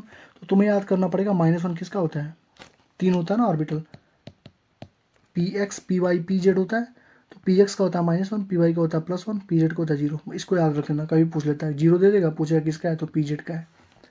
डी सब सेल में l का वैल्यू 2 होगा, तो m का वैल्यू -2 से +2 तक होगा, यानी डी सब सेल में कितना ऑर्बिटल हो गया, 5 ऑर्बिटल हो गया, और 5 ऑर्बिटल में कितने इलेक्ट्रॉन होंगे, 10 इलेक्ट्रॉन हो गए, ठीक। तो 5 ऑर्बिटल ये होते हैं dxy dyz dz2 dxz dx2 y2। तो क्या करोगे, इसको याद रखो कैसे, dxy dyz dz2 dxz dx2 y2, 0 को रखो बीच में, इधर -1 -2 +1 +2 याद कर लेना। जैसे बोल दिया +2 का कितना होता है तो dx2 y2, 0 का कितना होगा तो dz2। इन दोनों को याद करना बहुत इंपॉर्टेंट चीज़ है। जैसे py क्या पूछेगा, +1 का पूछेगा कि मान लो +1 आ गया तुम्हारा वैल्यू, ठीक है, m का वैल्यू दे दिया +1। अब तुमसे पूछेगा p का किस ऑर्बिटल में है, तो py में है कि px में है कि pz में है, तो देख रहा है +1 का कितना है py में, तो py आंसर हो जाएगा, ठीक। Spin quantum number, spin quantum number को आर्लेनबेक और गोल्डस्मिथ ने दिया था। वैल्यू ऑफ स्पिन नंबर क्या होता है, +-1/2, यानी कि या तो ऐसे होगा या तो ऐसे होगा, +1/2 तो क्लॉकवाइज है तो anti clockwise. Total value off spin इन एटम कितना हो जाएगा, half +- into number of unpaired electron, कितना नंबर ऑफ अनपेड इलेक्ट्रॉन है उसी से, मान लो 2 है, 2 से हाफ मल्टीप्लाई कर दो 1 हो जाएगा, ठीक। स्पिन एंगुलर मोमेंटम में बस जैसे वहाँ पे तो क्या था, रूट में l+1 था, यहाँ पे क्या हो जाएगा रूट में s+1 हो जाएगा, ठीक है। साई हमारा आई होप कि तुमने देख लिया हो। अब देखो ये हमारा कटआउट था, तुमसे एनर्जी पूछा था, देखो यहाँ पे क्वेश्चन नंबर 16 देखो, एनर्जी अब सेकंड बोहर ऑर्बिट दिया हुआ है, फोर्थ एनर्जी का पूछ रहा है। यहाँ पे क्या दिया हुआ है, n=1 दिया हुआ है, n=2 पर पूछ रहा है, समझ रहे हो, यानी कि n=1 दिया हुआ है और n=2 पे पूछ रहा है। और तुम्हारे एनसीईआरटी में क्या दिया हुआ है, तुम्हारे एनसीईआरटी में क्या दिया हुआ है, n=2 पे दिया हुआ है, n=4 पे पूछ रहा है, ठीक। आगे देखो, और मैंने तुम्हें बस एनर्जी नहीं पढ़ाई थी, यहाँ पे देखो मैं तो फ्रीक्वेंसी का ट्रिक बताया था, 1/1 वेवलेंथ यानी वेव नंबर का ट्रिक बताया था, एनर्जी का डायरेक्ट बताया था, आयनाइजेशन एनर्जी बताया था, सेपरेशन एनर्जी बताया था, एक्साइटेशन एनर्जी बताया था। और मैंने बोला था कि तुमको कभी भी रियल फॉर्मूले नहीं लगाने हैं, रियल जैसे नंबर ऑफ फोटॉन निकालना हो तो तुम्हारी एकदम बेड़ा गर्क हो जाएगा। अगर तुम उसके बेसिक से चलोगे, एच की वैल्यू रखोगे, सी की वैल्यू रखोगे, तुम्हारा बेड़ा गर्क हो जाएगा। मैंने तुम्हें डायरेक्ट ट्रिक बताई थी, नंबर ऑफ फोटॉन के लिए डायरेक्ट ट्रिक जो बताई थी उसको तुम लगाते, एक लाइन में तुम्हारा क्वेश्चन सॉल्व हो जाता मेरे भाई। तो ट्रिक की ही ज़रूरत होती है, इसलिए मैंने बोला था अवतार में जितने टिप्स एंड ट्रिक्स हैं, ऐसे मतलब ट्रिक और टिप्स ना किसी बुक में तुम्हें मिलेगा, ना किसी टीचर ने तुम्हें पढ़ाया होगा। इतने ट्रिक्स एंड टिप्स बताया था, जाओ पढ़ लो, जेईई मेंस का पेपर तुम सॉल्व कर दो, अगर ना हुआ तो मुझसे कहना, इतनी गारंटी है, ठीक है, इतनी गारंटी लेके बैठा हूँ, ठीक है। तो ऐसे सॉल्व कर दो, क्योंकि सारा खेल जो है ना टाइम मैनेजमेंट का है। अगर तुम टाइम नहीं मैनेज कर पाओगे, तुम भी बेसिक से कर रहे हो, तुम भी नंबर ऑफ फोटॉन ऐसे दीदी भैया और मतलब नॉर्मल लोगों से पढ़ रहे हो, नंबर ऑफ फोटॉन एनर्जी निकालूंगा, NH/μ करूंगा, उसको H की मल्टीप्लाई करूंगा, C से मल्टीप्लाई करूंगा, तो भाई तेरा बेड़ा गर्क है भाई, 2-3 मिनट तू खा गया। आज इसको मालूम होता, डायरेक्ट अपना ट्रिक लगाता, सॉल्व कर देता, 10 सेकंड में ही लगता, तो तू आगे निकलेगा कि जो 10 सेकंड वाला है वो आगे निकलेगा, मुझे ये बता। समझिए ना मैं क्या कहना चाह रहा हूँ। अवतार के भी फिजिक्स में भी सारे क्वेश्चन अवतार सीरीज से ही आए हैं। जल्दी मुझे टाइम जैसे जैसे मिल रहा है मैं वीडियो बना के डाल रहा हूँ, ठीक है, ताकि मैं प्रूफ दे सकूँ कि हाँ चीज़ें जैसा मैं बोलता हूँ वैसा ही होता है, ठीक है। तो अभी भी समझ जाओ टाइम है। तो मैंने एनर्जी वाला दिखा दिया, यहाँ देखो, यहाँ पर भी पूछा है कि 1:1 से n=6 में जाएगा तो किस में मोर नेगेटिव एनर्जी होगी, किस में क्या होगा। मतलब ये क्वेश्चन में अगर कोई ने कर लिया होता तो सब कुछ कर दिया होता। यहाँ पर देखो n=1 से n=4 में फ्रीक्वेंसी पूछ रही है, तो जिसको फ्रीक्वेंसी मालूम होगा वो एनर्जी नहीं निकाल लेता, एनर्जी h × फ्रीक्वेंसी, बताओ, ठीक। आगे देखो, बोर मॉडल में N1 से N3 में जा रहे हो तो कितना एनर्जी एमिट हो रहा है। वहाँ पे क्या पूछा, वहाँ पे पूछा N1 से N=1 से N=2 में जा रहे हो, यहाँ पे N1 से N=3 में जा रहे हो। देखो कराया हूँ नहीं कराऊँ, देख लेना। nth ऑर्बिटल में कितना एनर्जी होता है, देखो कराया हूँ नहीं कराया हूँ, ठीक है। तो ये हमारा किसका क्वेश्चन था, ये हमारा एनर्जी क्वेश्चन। देखो 6-7 क्वेश्चन तो ऐसे दिख गया तुमको, मैंने जो कराया हुआ है, ठीक। आगे बढ़ो, आगे बढ़ो, आगे बढ़ो, आगे बढ़ो, आगे बढ़ो। एक क्वेश्चन और आया हुआ देखा, ये देखो quantum number ML MS LN, तुमने वीडियो देख ली होगी। तुम देखो यहाँ पे मैंने क्या लिखा था, प्रिंसिपल क्वांटम नंबर साइज और एनर्जी को बताता है, और इंडिकेटर होता है distance of electron from the nucleus, ठीक है। और ये सारा सब कुछ लिखवाता है, टोटल नंबर ऑफ सेल, सब सेल कितना इलेक्ट्रॉन होगा, सब कुछ। एजमुथल क्वांटम नंबर को सब्सिडरी, एंगुलर सेकेंडरी बोलते हैं। सोमरफेल्ड ने दिया था, सब सेल होता है, सेप को बताता है, ठीक है। मैग्नेटिक क्वांटम नंबर ओरिएंटेशन बताता है। स्पिन क्वांटम नंबर जो होता है हमारे पास, उसको ओर्नवेक और गोल्डस्मिथ ने दिया था। और ये हमारा ये सारी चीज़ें, मतलब एक एक चीज़ मैंने तुम्हें बता रखी थी, ठीक है। ऐसी कोई भी चीज़ नहीं है जो मैंने पढ़ाया और आया ना हो, ठीक है। तो ये एटॉमिक स्ट्रक्चर हमारा हो गया।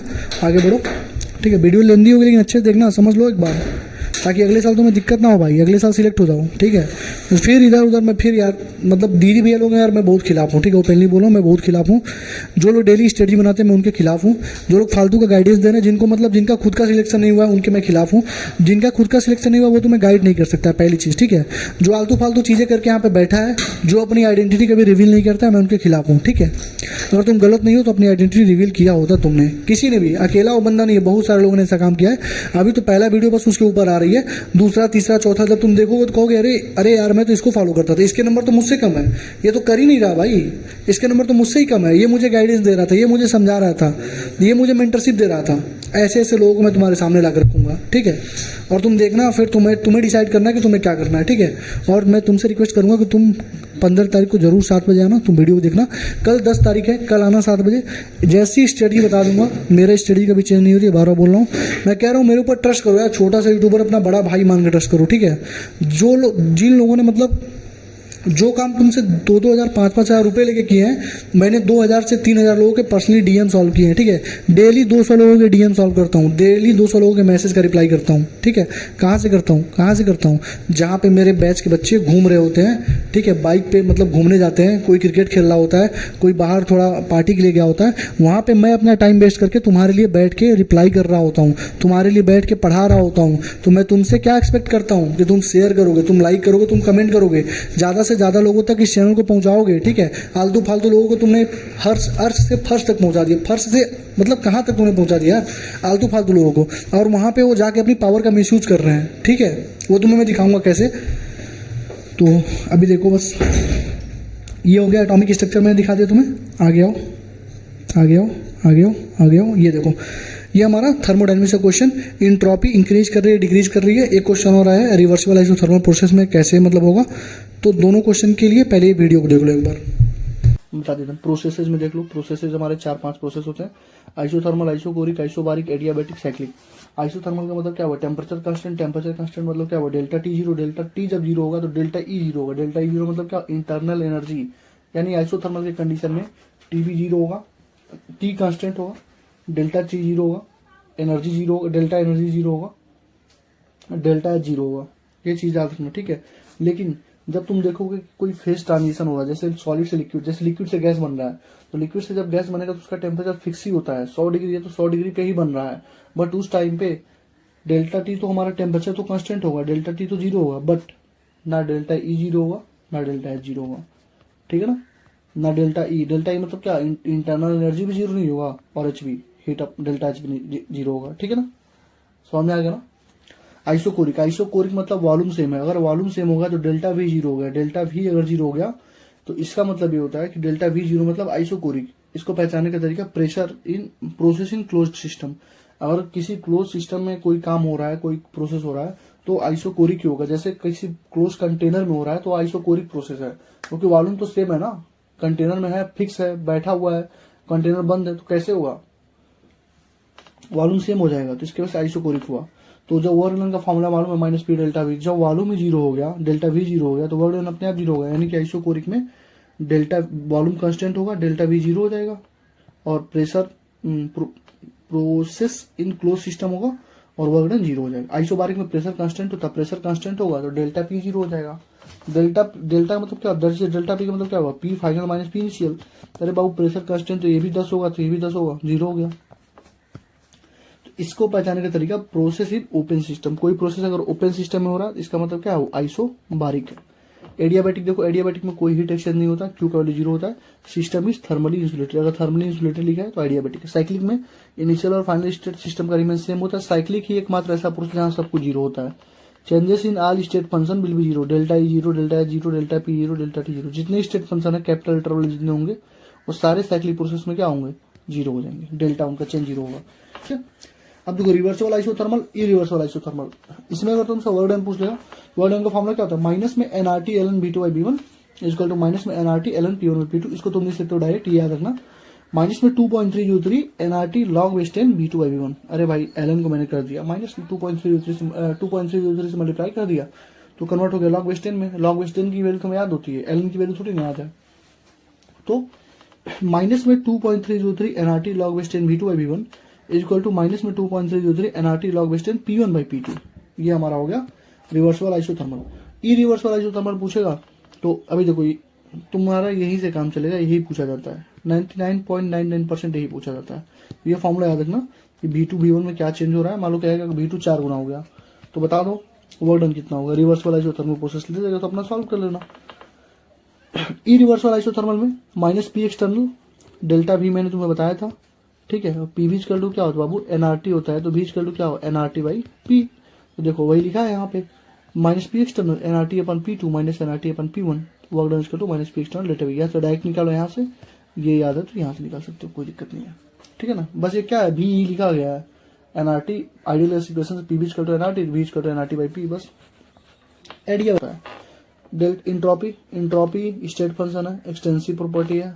इंट्रॉपी बड़ा लेटर आ गया तुरंत समझा स्टेट फंक्शन है, एक्सटेंसिव प्रॉपर्टी है और मेजरमेंट ऑफ रेंडमनेस बताता है। डेल्टा एस इक्वल टू होता है Q reversible upon T. Delta S equal to क्या होता है, Q reversible upon T. Q का मतलब क्या, heat, joule per kelvin, cal per kelvin इसका यूनिट हो गया, ठीक है। गैस का, लिक्विड का, सॉलिड का, गैस का सबसे ज्यादा होगा। रेंडमनेस मतलब क्या, जिसमें दूरी हो, जिसमें ज्यादा दूरी हो, गैस का पार्टिकल के बीच में दूरी किसमें ज्यादा होगी, गैस में।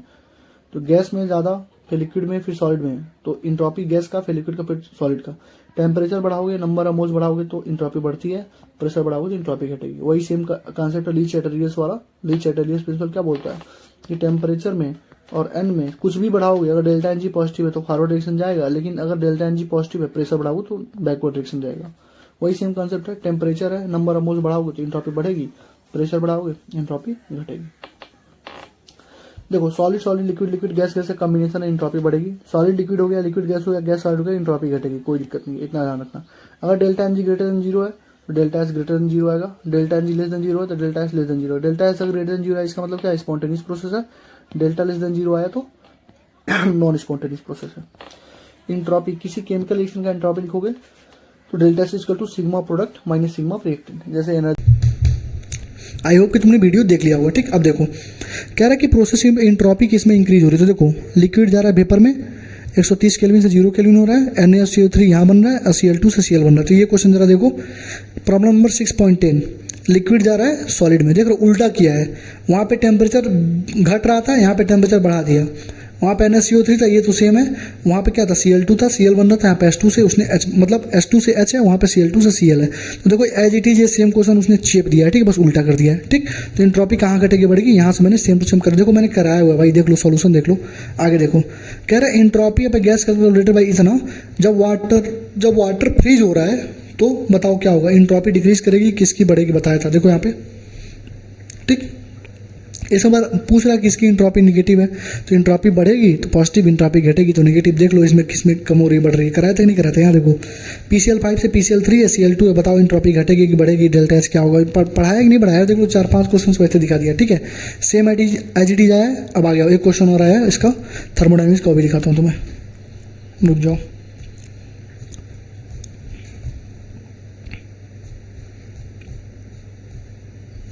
ये देखो आइसोथर्मल, एडियाबैटिक, आइसोकोरिक, ये सारे प्रोसेसेस थे। तो जो मैंने तुम्हें वीडियो दिखाई थी उसके बाद तुम्हें ये क्वेश्चन करना था एज इट इज। देखो सेम चीज़ था यहाँ पे, देखो मैंने प्रोसेस पहले लिखा था, isothermal, isochoric, isobaric, adiabatic, cyclic, ये सब 30 मिनट में मैंने कराया था।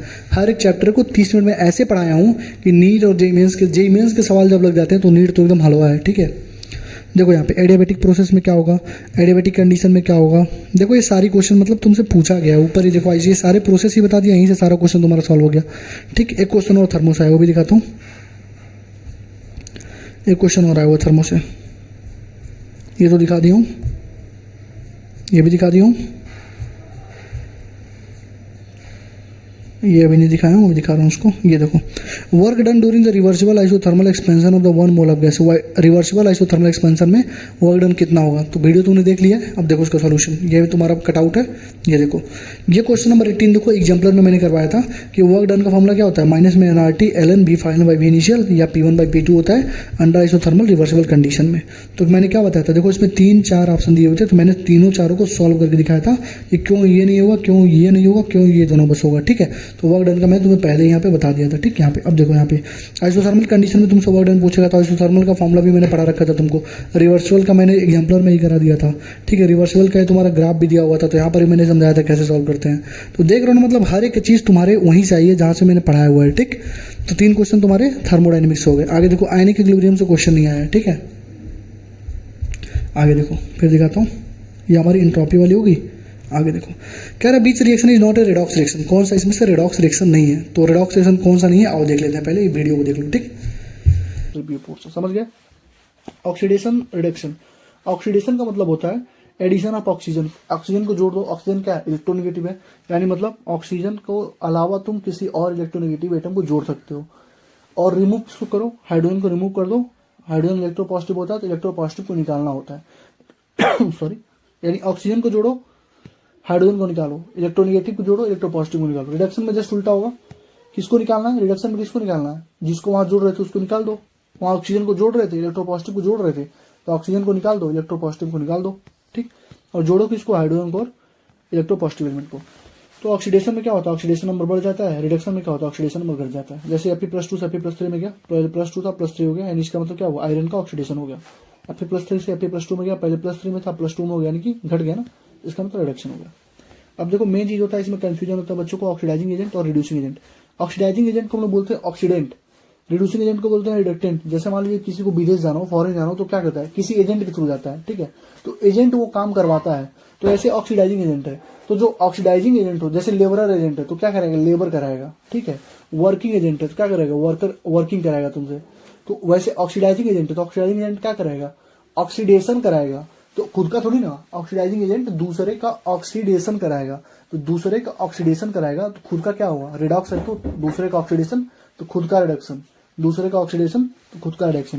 तो वही लिखा है, ऑक्सीडाइजिंग एजेंट का मतलब ऑक्सीडेंट होता है, ऑक्सीडेशन करता है, किसका ऑक्सीडेशन करता है, दूसरे का, तो रिडक्शन किसका करेगा, खुद का, यानी ऑक्सीडेशन नंबर घटा लेता है। ठीक है, यानी अपना ऑक्सीडेशन नंबर घटा लेगा, दूसरे का बढ़ा देगा। ठीक, वही होता है।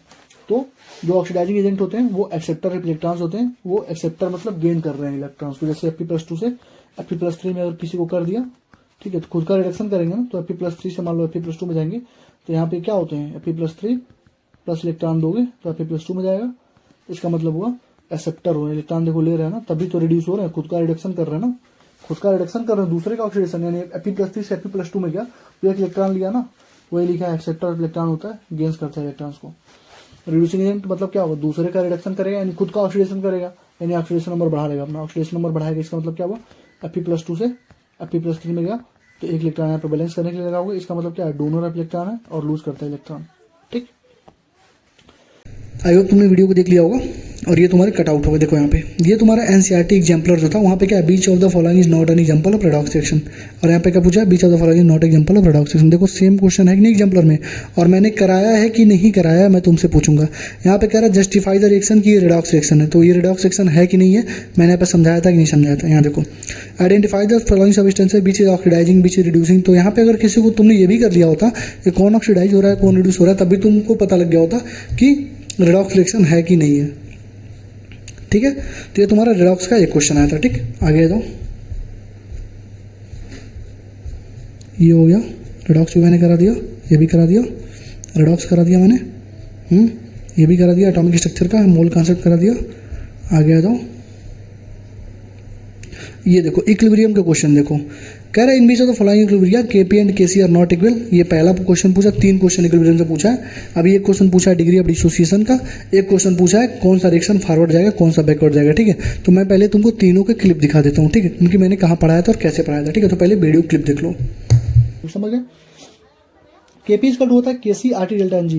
केपी हमारा क्या है, पार्शियल प्रेशर के जो टर्म होता है वो, और केसी क्या है, एक्टिव मास के टर्म में जो होता है इक्विलिब्रियम कांस्टेंट वो होता है R T power delta N g. R का वैल्यू 0.0831 लेना, आर का वैल्यू कितना लोगे 0.0831 लेना। ठीक है, देखो केपी और केसी अगर बढ़ेगा तो रेट ऑफ रिएक्शन का एक्सटेंड बढ़ता है, अगर केपी केसी बढ़ाओगे तो रेट ऑफ रिएक्शन का एक्सटेंड बढ़ता है। इसका मतलब क्या हुआ, अगर तुम के बढ़ाओगे तो प्रोडक्ट का स्टेबिलिटी बढ़ेगी, समझ गए ना। केपी केसी बढ़ाने पे स्टेट ऑफ रिएक्शन बढ़ रहा है, यानी रिएक्शन हमारा आगे जा रहा है, यानी फॉरवर्ड की तरफ जा रहा है ना, आगे जा रहा है मतलब फॉरवर्ड की तरफ जा रहा है। इसका मतलब अगर तुम प्रोडक्ट का कंसंट्रेशन बढ़ा, के का कंसंट्रेशन बढ़ा रहे हो, मतलब इक्विलिब्रियम कांस्टेंट अगर तुम बढ़ा रहे हो तो सिंपल सा मतलब है रिएक्शन फॉरवर्ड की तरफ जाएगी।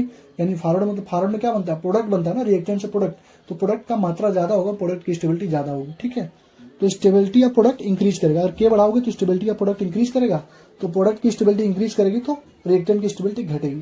ठीक, Kp equal to Kc R T power delta N g, इसको लॉग में रख दो, log Kp log Kc plus ऊपर और नीचे आता है delta N g log R T. ये इसका जैसे देखो यहाँ पे डेल्टा एन जी क्या, 2 गैस 3 ये 2, तो 2 हमारा एनपी हो गया, माइनस 3 इसका है और एक इसका, 3 1 4 2 -2, अरे इसके आगे 1 है ना। इसका देखो सॉलिड इसका लेंगे नहीं, ये सॉलिड इसका लेंगे नहीं, तो कितना बचा, बस 1 बचा, इसका कट जाएगी। डिग्री ऑफ डिसोसिएशन क्या होता है, अल्फा इक्वल टू होता है एक्स अपॉन ए। एक्स हमारा क्या होता है, कितना डिसोसिएट हो गया है मोल और कितना इनिशियल है। जैसे मान लो ए चला गया बी प्लस सी में, तो मान लो पहले 5 था, ये 0 था, ये 5 में से अब 2 बचा, ये 0, तो इक्विलिब्रियम पे कितना डिसोसिएट हो गया, डिसोसिएट कितना हुआ, डिसोसिएट कितना हुआ बताओ, 5 था 2 बचा, तो कितना डिसोसिएट हुआ, 3 ना, 3 घट गया ना, तो क्या लिखेंगे 3 अपन इनिशियल कितना था 5 था, 3/5 हमारा अल्फा हो जाएगा, समझ गया ना। एक्स अपन रिवर्सिबल रिएक्शन के लिए अल्फा हमेशा क्या होता है, लेस देन 1 होता है, और गैसेस के लिए जो प्रेशर होता है वो directly proportional to n number of moles के बराबर होता है। जैसे देखो अल्फा, जब अल्फा निकालोगे तो पी डैश अपन पी के रखोगे, यानी डिक्रीज प्रेशर अपन इनिशियल प्रेशर। उसके लिए हमारा नॉर्मल के लिए एक्स अपन होता है, लेकिन प्रेशर के लिए डिक्रीज प्रेशर कितना घट गया, 5 था पहले 3 हो गया, कितना घट गया 2 अपन इनिशियल 5, समझ गया। मान लो A plus B B give C C plus D है, टी एट इक्विलिब्रियम पे N number of moles A बचे हुए हैं, ये नंबर ऑफ मोल्स बी बचे हुए हैं, नंबर ऑफ मोल्स सी बचे हुए, नंबर ऑफ डी मोल्स बचे हुए हैं, तो जो केपी होगा वो n C to power C n D to power D n A to power A n B to power B होगा, P total upon n total, P total upon n total upon delta N g होगा। N total मतलब क्या हुआ, जैसे मान लो 2 है 3 है 5 है 4 है, 5 4 9 9 3 11 तो 13, तो एन टोटल की जगह 13 रखोगे। डेल्टा एन जी क्या होगा, 5 4 9 9 - 5 4 हो जाएगा। ठीक है, इस रिएक्शन को याद रखना, अगर तुम चाहो तो इस फॉर्मूले से सारे क्वेश्चन कर सकते हो, बट इस फॉर्मूले से भी मैं सिखा दूंगा तुम्हें और नॉर्मल मेथड से भी सिखा दूंगा। ये फॉर्मूला याद रखना, सारे क्वेश्चन इसी से केपी वाले रिएक्शन से तुम निकालोगे, केपी यहाँ से निकाल लोगे, केपी इक्वल टू केसी भी निकालोगे R T power delta N g से। ठीक, अब देखो डायरेक्शन, इसको बोलते हैं रिएक्शन कोसेंट, क्यू को क्या बोलते हैं रिएक्शन कोसेंट, तो रिएक्शन कोसेंट भी होता है। देखो जो के होता है इक्विलिब्रियम कांस्टेंट होता है वो इक्विलिब्रियम पे होता है, लेकिन किसी टाइम टी पे हम लोग रिएक्शन कोसेंट लिखते हैं, तो रिएक्शन कोसेंट भी वैसे ही लिखते हैं, C to power C B to power A D to power D A to power A B to power B. तो यहाँ पे अगर क्यू का वैल्यू, अगर यहाँ पे क्यू का वैल्यू के इक्विलिब्रियम के बराबर है तो इक्विलिब्रियम होगा, क्यू का वैल्यू ग्रेटर देन के इक्विलिब्रियम है, इसका मतलब बैकवर्ड रिएक्शन जाएगी, और के का वैल्यू लेस देन के यानी कि फॉरवर्ड जाएगी। यानी कि अगर के इक्विलिब्रियम क्यू से ज्यादा है फॉरवर्ड रिएक्शन, के इक्विलिब्रियम क्यू से कम है तो बैकवर्ड रिएक्शन, बराबर है तो इक्विलिब्रियम। ठीक, के का इक्विलिब्रियम, अगर के इक्विलिब्रियम ग्रेटर देन 1 है तो प्रोडक्ट बढ़ेगा, के इक्विलिब्रियम ग्रेटर देन 1 होने का मतलब क्या हुआ, फॉरवर्ड में शिफ्टिंग हो रही है, इसका मतलब प्रोडक्ट बढ़ेगा, और के इक्विलिब्रियम लेस देन 1 है तो रिएक्टेंट बढ़ेगा, और बराबर 0 है तो इक्विलिब्रियम है। तो ये अलग चीज है, ये अलग चीज है, दोनों देख लेना। ठीक, ये देखो डिग्री ऑफ आई होप कि तुमने देख लिया होगा। तो पहला देखो कह रहा है केपी केसी किस में इक्वल नहीं है, तो यहाँ पे मैंने तुमको पढ़ाया हुआ था, आगे देखो यहाँ पे कह रहा है कि in which of the following equilibrium KP and KC are not equal. देखो सेम क्वेश्चन पूछा, देखो KP and KC are not equal, ये देखो same question KP and KC are not equal, जहाँ पे डेल्टा एन जी 0 मतलब वहाँ पे इक्वल, मतलब समझ रहे हो ना, जहाँ पे इक्वल नहीं है। पहला क्वेश्चन हुआ, यहाँ पे देखो व्हाट इज रिलेशनशिप दिया है, Kp equal to Kc R T power delta n NH4Cl में NH3HCl है, पूछ रहा है डेल्टा एन बता दो। ये भी वही क्वेश्चन है, सेम क्वेश्चन है। यहाँ पर देखो केसी का रिएक्शन पूछ रहा है, केपी क्या होगा केसी क्या होगा, ये सारी चीज़ें पूछ रहा है, रिवर्स करोगे, मतलब ये क्वेश्चन भी अगर किसी ने कर लिया तो सारा कर दिया। तो इसमें 5-6 कॉन्सेप्ट मैंने करा हुआ था, देखो यहाँ पे 5-6 कॉन्सेप्ट बताया था।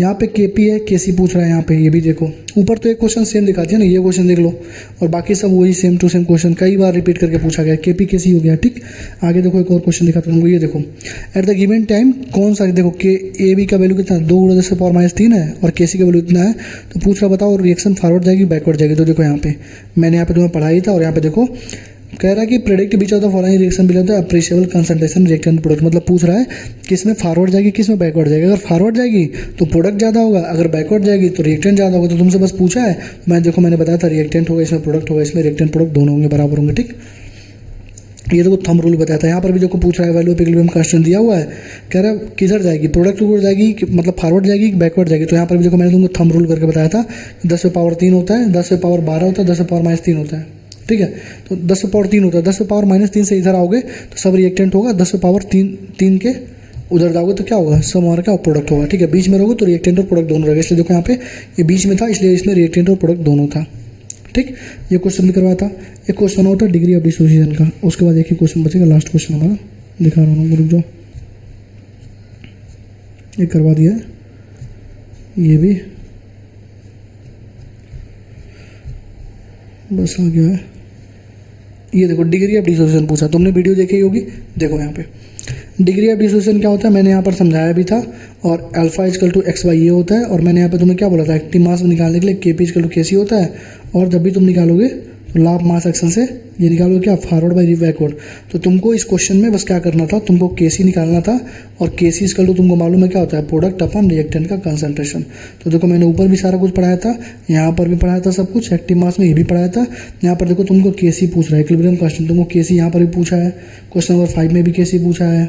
ठीक, आ गया हो, ये 2 क्वेश्चन यहाँ दिखा दिया और एक क्वेश्चन में समझा ही था, मतलब 3-4 क्वेश्चन तो मैंने ऑलरेडी तुमको दिखा दिए, जहाँ से मतलब एज इट इज क्वेश्चन पूछा था ये वाला क्वेश्चन। ठीक है, तो तुम्हें यहाँ पे Kc तक पूछा है, यहाँ तक तुम Kc तक आ गए, यहाँ पे तुमने यहाँ तक Kc तक निकाल दिया, उसका तुमको अल्फा पूछा तुमने अल्फा निकाल दिया। ठीक है, तो देख लिया ना तुमने, सारे क्वेश्चन एनसीईआरटी से ही है मेरे भाई। ठीक है, आगे एक क्वेश्चन और बचा होगा तुमको, एक क्वेश्चन और बचा होगा, दिखा दे रहा हूँ, वो भी रुक जाओ, एटॉमिक स्ट्रक्चर का एक क्वेश्चन बचा होगा, दिखा देता हूँ, रुक जाओ।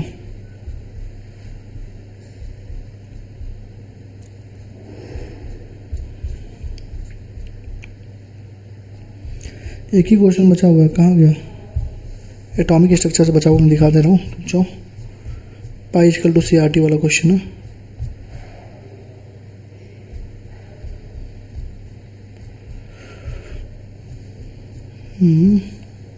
ये देखो the plot of osmotic pressure versus temperature दिया हुआ है, स्ट्रेट लाइन दे रहा है। The plot of osmotic pressure versus concentration pi और सी में दिया है, और तुमसे स्लोप दे दिया, और तुमसे पहले टेम्परेचर बताओ। ये तुमने इसको करने से पहले वीडियो देख लो मेरी। Net movements of solvent, solvent का मूवमेंट होता है ऑस्मोसिस में, लेस कंसंट्रेशन से मोर कंसंट्रेशन, हायर वेपर प्रेशर से लोअर वेपर प्रेशर, हाइपोटोनिक से हाइपरटोनिक, मोर सॉल्वेंट से लेस सॉल्वेंट, बस इतना रखना, सॉल्वेंट का ही मूवमेंट होता है। ठीक है, तो थ्रू सेमी परमेबल मेम्ब्रेन को ऑस्मोसिस बोलते हैं। पाई = होता है CRT, वन ऑफ इक्वेशन है। पाई हमारा क्या ऑस्मोटिक प्रेशर है, सी हमारा कंसंट्रेशन है, आर का वैल्यू 0.081 लीटर एटीएम पर मोल पर केल्विन, इतना इसका यूनिट याद रखना। इसको 1/12 तो टेम्परेचर इन केल्विन है, कंसंट्रेशन इसको नंबर ऑफ मोल्स मालूम होता है, यहाँ पर रख दो, पुट कर दो। पाई द कोलिगेटिव प्रॉपर्टी होता है, इंडिपेंडेंट होता है nature of solvent, nature of solvent. Pi एकमात्र ऐसा होता है जो नेचर ऑफ सॉल्वेंट पे डिपेंड नहीं करता है, इंडिपेंडेंट होता है nature of solvent. Pi is the only colligative property जो इंडिपेंडेंट होता है नेचर ऑफ सॉल्वेंट पे। और पाई अगर मोलर मास किसी का कैलकुलेट करना है तो पाई एक बेस्ट कोलिगेटिव प्रॉपर्टी होता है, क्योंकि रूम टेम्परेचर भी इसको ले लेते हैं हम लोग, रूम टेम्परेचर पे अकर कर जाता है, और वो रूल्स आउट यानी खत्म कर देता है किसी भी चेंज इन स्ट्रक्चर और बिहेवियर ऑफ सॉल्यूट को। ठीक, आई होप कि तुमने वीडियो देख लिया होगा। अब देखो इसका सॉल्यूशन। पाई = क्या होता है, CRT होता है, तो पाई में और सी में तुम्हारा ग्राफ बन गया, तो RT हमारा क्या होगा, कांस्टेंट होगा। तो RT की वैल्यू कितनी हो रही है, RT की वैल्यू तुमको दे रखी है कितनी, RT हमारा स्लोप हो गया ना mx, तो RT की वैल्यू दी है 25.73, R की वैल्यू 0.083, इसको तुम इधर कर दो तो कितना आ गया 310 केल्विन, 310 केल्विन को सेल्सियस में कर दो कितना आ गया 37 डिग्री सेल्सियस। तो देख रहे हो ऐसा कौन सा क्वेश्चन था जो तुम्हें मैंने नहीं करवाया था, जिसके लिए तुम मुझे डिफेम कर सको, हाँ भैया आपने ये क्वेश्चन नहीं करवाया था। ठीक है, ऐसा कौन सा क्वेश्चन था इसमें। ठीक है, अब तुम्हें मैं कुछ बातें बता दे रहा हूँ, देखो। ठीक है, ध्यान सुनना। देखो अवतार सीरीज जो थी, ध्यान से सुनना, ठीक है। अवतार सीरीज जो थी, उसमें मेरी पूरी 3 महीने की मेहनत लगी, ठीक है, बहुत ज़्यादा मैंने मेहनत किया। जो लोग स्टार्टिंग से थे उनको पता था 2-2 बजे रात में मैं जग के रिकॉर्ड करता था, क्योंकि सुबह के टाइम में बहुत ज़्यादा शोर होता था। 2 बजे 3 बजे, तुम रात में 3 बजे ठंडी के मौसम में नवंबर दिसंबर में कड़ाके की ठंड में क्या करते हो, सो रहे थे ना बिस्तर में, लेकिन मैं तुम्हारे लिए पढ़ा रहा था उस टाइम पे, ठीक है। तो जो लोग मेरे साथ जुड़े थे उनको पता भी था मेरे बीच में कितनी तबीयत खराब हुई थी, मैं बोल नहीं पा रहा था। ईओसिनोफिल का लेवल बहुत ज़्यादा बढ़ गया था, जिम जाना छोड़ दिया, पूरा मतलब वेट गेन कर लिया। हर एक चीज़ मैंने किया तुम्हारे लिए, किस लिए, ताकि तुम रिजल्ट दो, ताकि तुम मुझे रिजल्ट दो। और तुम लोगों ने रिजल्ट दिया मुझे। 20-25 बच्चे तो मुझे मैसेज कर चुके हैं भैया जिनका सिलेक्शन हो चुका है, ठीक है। उनके रिजल्ट वगैरह मैं कुछ लोगों के इंटरव्यू ले लूँगा अभी, और कुछ लोगों के मैं रिजल्ट के बाद लूँगा, क्योंकि बहुत सारे लोगों ने अपने घर पे बताया नहीं था कि वो प्रिपरेशन कर रहे हैं, ठीक है। बाकी चीज़, दूसरी चीज़, अवतार सीरीज यार मेरी मेहनत है, ठीक है, मेरी मेहनत है अवतार सीरीज। इसके लिए भी मुझे क्रिटिसाइज़ किया गया, ठीक है, बीच में थोड़ी सी कंट्रोवर्सी भी हो गई थी, लेकिन मैं लिटरली तुम्हें बता रहा हूँ, अवतार सीरीज इतना कंटेंट, अवतार सीरीज में जो फॉर्मूला है, अवतार सीरीज में जो ट्रिक्स हैं, जो टिप्स हैं, वो तुम्हें दुनिया की किसी किताब में नहीं मिलेगी, दुनिया के किसी जगह नहीं मिलेगी। वो मैंने जितने भी, मैंने जो ड्रॉप लिया था, 2 ड्रॉप मैंने जो लिया, वहाँ पर मैंने बहुत सारे टीचर से पढ़ा था, ठीक है, और जितने टीचर से पढ़ा उन सबके नॉलेज का, तुमने एक नाम सुना होगा Prashant sir, Kota, NEET physics Kota, मैंने उनका भी बेस्ट लिया था। उनके मतलब बहुत सारे ट्रिक मैं बढ़ाता हूँ तुम्हें, ठीक है। और भी मतलब एमआर सर के भी कुछ ट्रिक होते हैं उसमें, और भी बहुत सारे टीचर हैं, जैसे एलन के कुछ टीचरों से मैंने पढ़ा था, रे ऑप्टिक्स वगैरह, तो उनके भी कुछ ट्रिक, मतलब बहुत सारे ट्रिक। और क्वेश्चन भी सॉल्व करते टाइम मुझे लगा कि हाँ ये ट्रिक हो सकता है, ये बन सकता है, तो मैंने बहुत सारे ट्रिक को अपने पास रखा, ठीक है, और उन सारे ट्रिक को तो मैं डिलीवर किया। तो मेरी बहुत ज़्यादा मेहनत मैंने करी उसके पीछे। तो और देख लो, फिजिकल भी मैंने कराया, पूरी की पूरी फिजिकल कराई, लास्ट में मैंने 13 घंटे में पूरी फिजिकल करा दी, पूरे हाईलाइटेड क्वेश्चन भी दिया तुम्हें। उसके बाद भी तुम लोगों ने नहीं पढ़ा, और तुम नहीं पढ़ोगे तो मैं क्या कर सकता हूँ बताओ। तुम्हारे सामने मैंने खाना लग रख दिया, तुम्हें बस खाना है, सारा मेहनत मैंने किया, तुम्हें बस खिलाना था मुझे, और मैं तुम्हें खिलाने के लिए आया, बट तुम खाना ही नहीं चाहते हो। तुम्हें लग रहा है ये जहर परोस रहा है। भाई कड़वी चीज़ यार जहर ही होती है। अगर मैं तुम्हें पॉलिशिंग करूँ, ऐसे पॉलिशिंग करूँ तुम्हें, और मैं भी तुम्हें यही बोलूँ कि बेटा तुम अभी मत पढ़ो, तुम घूमो, कोई दिक्कत नहीं है, कोई दिक्कत नहीं, तुम 2 महीने में सिलेक्ट हो जाओगे। अरे बेटा 10 दिन में तुम 650 नंबर ला दोगे, 0 से तुम 550 नंबर ला दोगे, 0 से 700 नंबर ला दोगे, तो तुम्हें भी अच्छा लगेगा यार, ठीक है। लेकिन तुम्हें अच्छा तो लगेगा, लेकिन तुम्हारा करियर भ्रष्ट है भाई। किसी के भी 2 महीने 3 महीने में 600 650 नंबर नहीं आते, ठीक है भाई। जो कोई भी इंटरव्यू वगैरह हम बोल रहे हैं सब लाके इधर उधर, सब तुमको चूतिया बना रहे हैं, ठीक है, सब तुमको बेवकूफ़ बना रहे हैं, ठीक। क्योंकि तुम एक ड्रॉपर से मिलो, ठीक है, तुम किसी ड्रॉपर से मिलो जिसके 2 ड्रॉप 3 ड्रॉप हो चुके हैं, वो तुम्हें बताएगा कि वो कितना घिसता है, वो कितना घिसता है अपने आप को। 10 से 15 घंटे पढ़ने के बाद भी उसके नंबर 500 पर स्टक हो जा रहे हैं। 500 नंबर तो बढ़ नहीं पा रहा है, बहुत बढ़ रहा है तो 5 नंबर से सिलेक्शन रुक जा रहा है। पिछले साल भी 5 नंबर से रुका था, इस साल भी 5 नंबर से रुक गया। क्यों रुक गया भाई? जब वो नहीं कर पा रहा भाई, तो तू कैसे कर लेगा यार? तू मतलब 10 दिन में कैसे कर लेगा? मतलब ऐसे मतलब फालतू के लोग इस यूट्यूब पे आ चुके हैं जिनको तुमने प्रमोट कर दिया है, जिनका खुद का सिलेक्शन नहीं हुआ भाई, जो खुद मतलब BA BSc करके बैठे हुए हैं, ठीक है, वो तुझे ज्ञान दे रहे हैं कि तू ऐसा कर, वैसा कर, वैसा कर, ठीक है। अभी ढंग का 4-5 क्वेश्चन पूछ लो, तभी उनकी पतलून गीली हो जाएगी, ठीक है। लेकिन बस यही है कि आलतू फालतू लोगों को तुमने उठा दिया और वो लोग तुम्हारा मिसयूज कर रहे हैं, ठीक। बस इतना ही बोलूँगा तुमसे कि अवतार सीरीज को हल्के मत लेना। 19 के 19 मैंने दिखाया ना, 19 को 19 इस साल दिखा। आज से मैं तुमको मतलब दावा बोल रहा हूँ, मैं तुम्हें दावा करके बता रहा हूँ, आज से 10 साल के बाद भी कोई नीट का एग्जाम होगा ना, 10 साल बाद भी अगर नीट का एग्जाम का पेपर उठा के देखोगे, तुमको सारा यहीं से मिलेगा, एक एक क्वेश्चन तुमको यहीं से मिलेगा, इतनी गारंटी है, ठीक। इतना मैंने ताल ठोक के बोला था, और मैंने बोला था अगर नहीं मिला तो मैं यूट्यूब छोड़ दूंगा। तो बताओ छोड़ूँ कि ना छोड़ूँ? क्यों छोड़ो भाई, जब सब कुछ दिखा दिया तो। फिजिक्स की बोले हो ना, फिजिक्स मैंने बोला था ना 160 नंबर के तुम्हारे अवतार सीरीज से आएंगे, तो बहुत सारे लोग क्रिटिसाइज़ किए, बहुत सारे लोग आके बोले कि ले ये कर दिया सर ने तेरे सीरीज पे, वो कर दिया सर ने तेरी सीरीज पे, ठीक है। सर तो हमेशा से मेरे लिए रिस्पेक्टफुल थे यार, उनसे पढ़ा था, उनसे ऊपर थोड़ी नहीं जा सकता हूँ मैं। बीच में थोड़ी सा मिसअंडरस्टैंडिंग की वजह से चीज़ें हो गई थी, बट मैंने सब कुछ मैंने सॉर्ट आउट कर दिया था, मतलब सब मैंने सॉरी वगैरह मतलब जितना मुझको था तो मैंने सब कुछ किया, कोई दिक्कत नहीं थी। लेकिन यार बच्चों ने मुझे बहुत प्रोवोक किया, ठीक है, उल्टा सीधा मुझे बोला, बहुत कुछ बोला। तो भाई यार तेरा सिलेक्शन तो अभी हुआ नहीं होगा, ठीक है। जिन लोगों ने उल्टा सीधा मुझे बोला तेरा सिलेक्शन तो नहीं हुआ होगा, ठीक, क्योंकि तेरे पास इतना फालतू टाइम था कि तू मुझे आगे क्रिटिसाइज़ कर रहा था, तो तेरा सिलेक्शन तो नहीं हुआ होगा, ठीक। तो तेरा सिलेक्शन अगर होना है तो आगे एक बार आके अवतार सीरीज के प्रूफ वाली वीडियो को देखूंगा, ठीक है। तो भाई बहुत मेहनत लगी, एक वीडियो को मतलब 8 से 10 घंटे लग गए इसको करने में, ठीक है। 19 क्वेश्चन को बनाने में 8 से 10 घंटे लगे, ढूंढना पड़ा कहाँ पे वीडियो कट करना, एडिट करवाना, बहुत सारे काम होते हैं, ठीक है। तो thank you, all the best for 2025।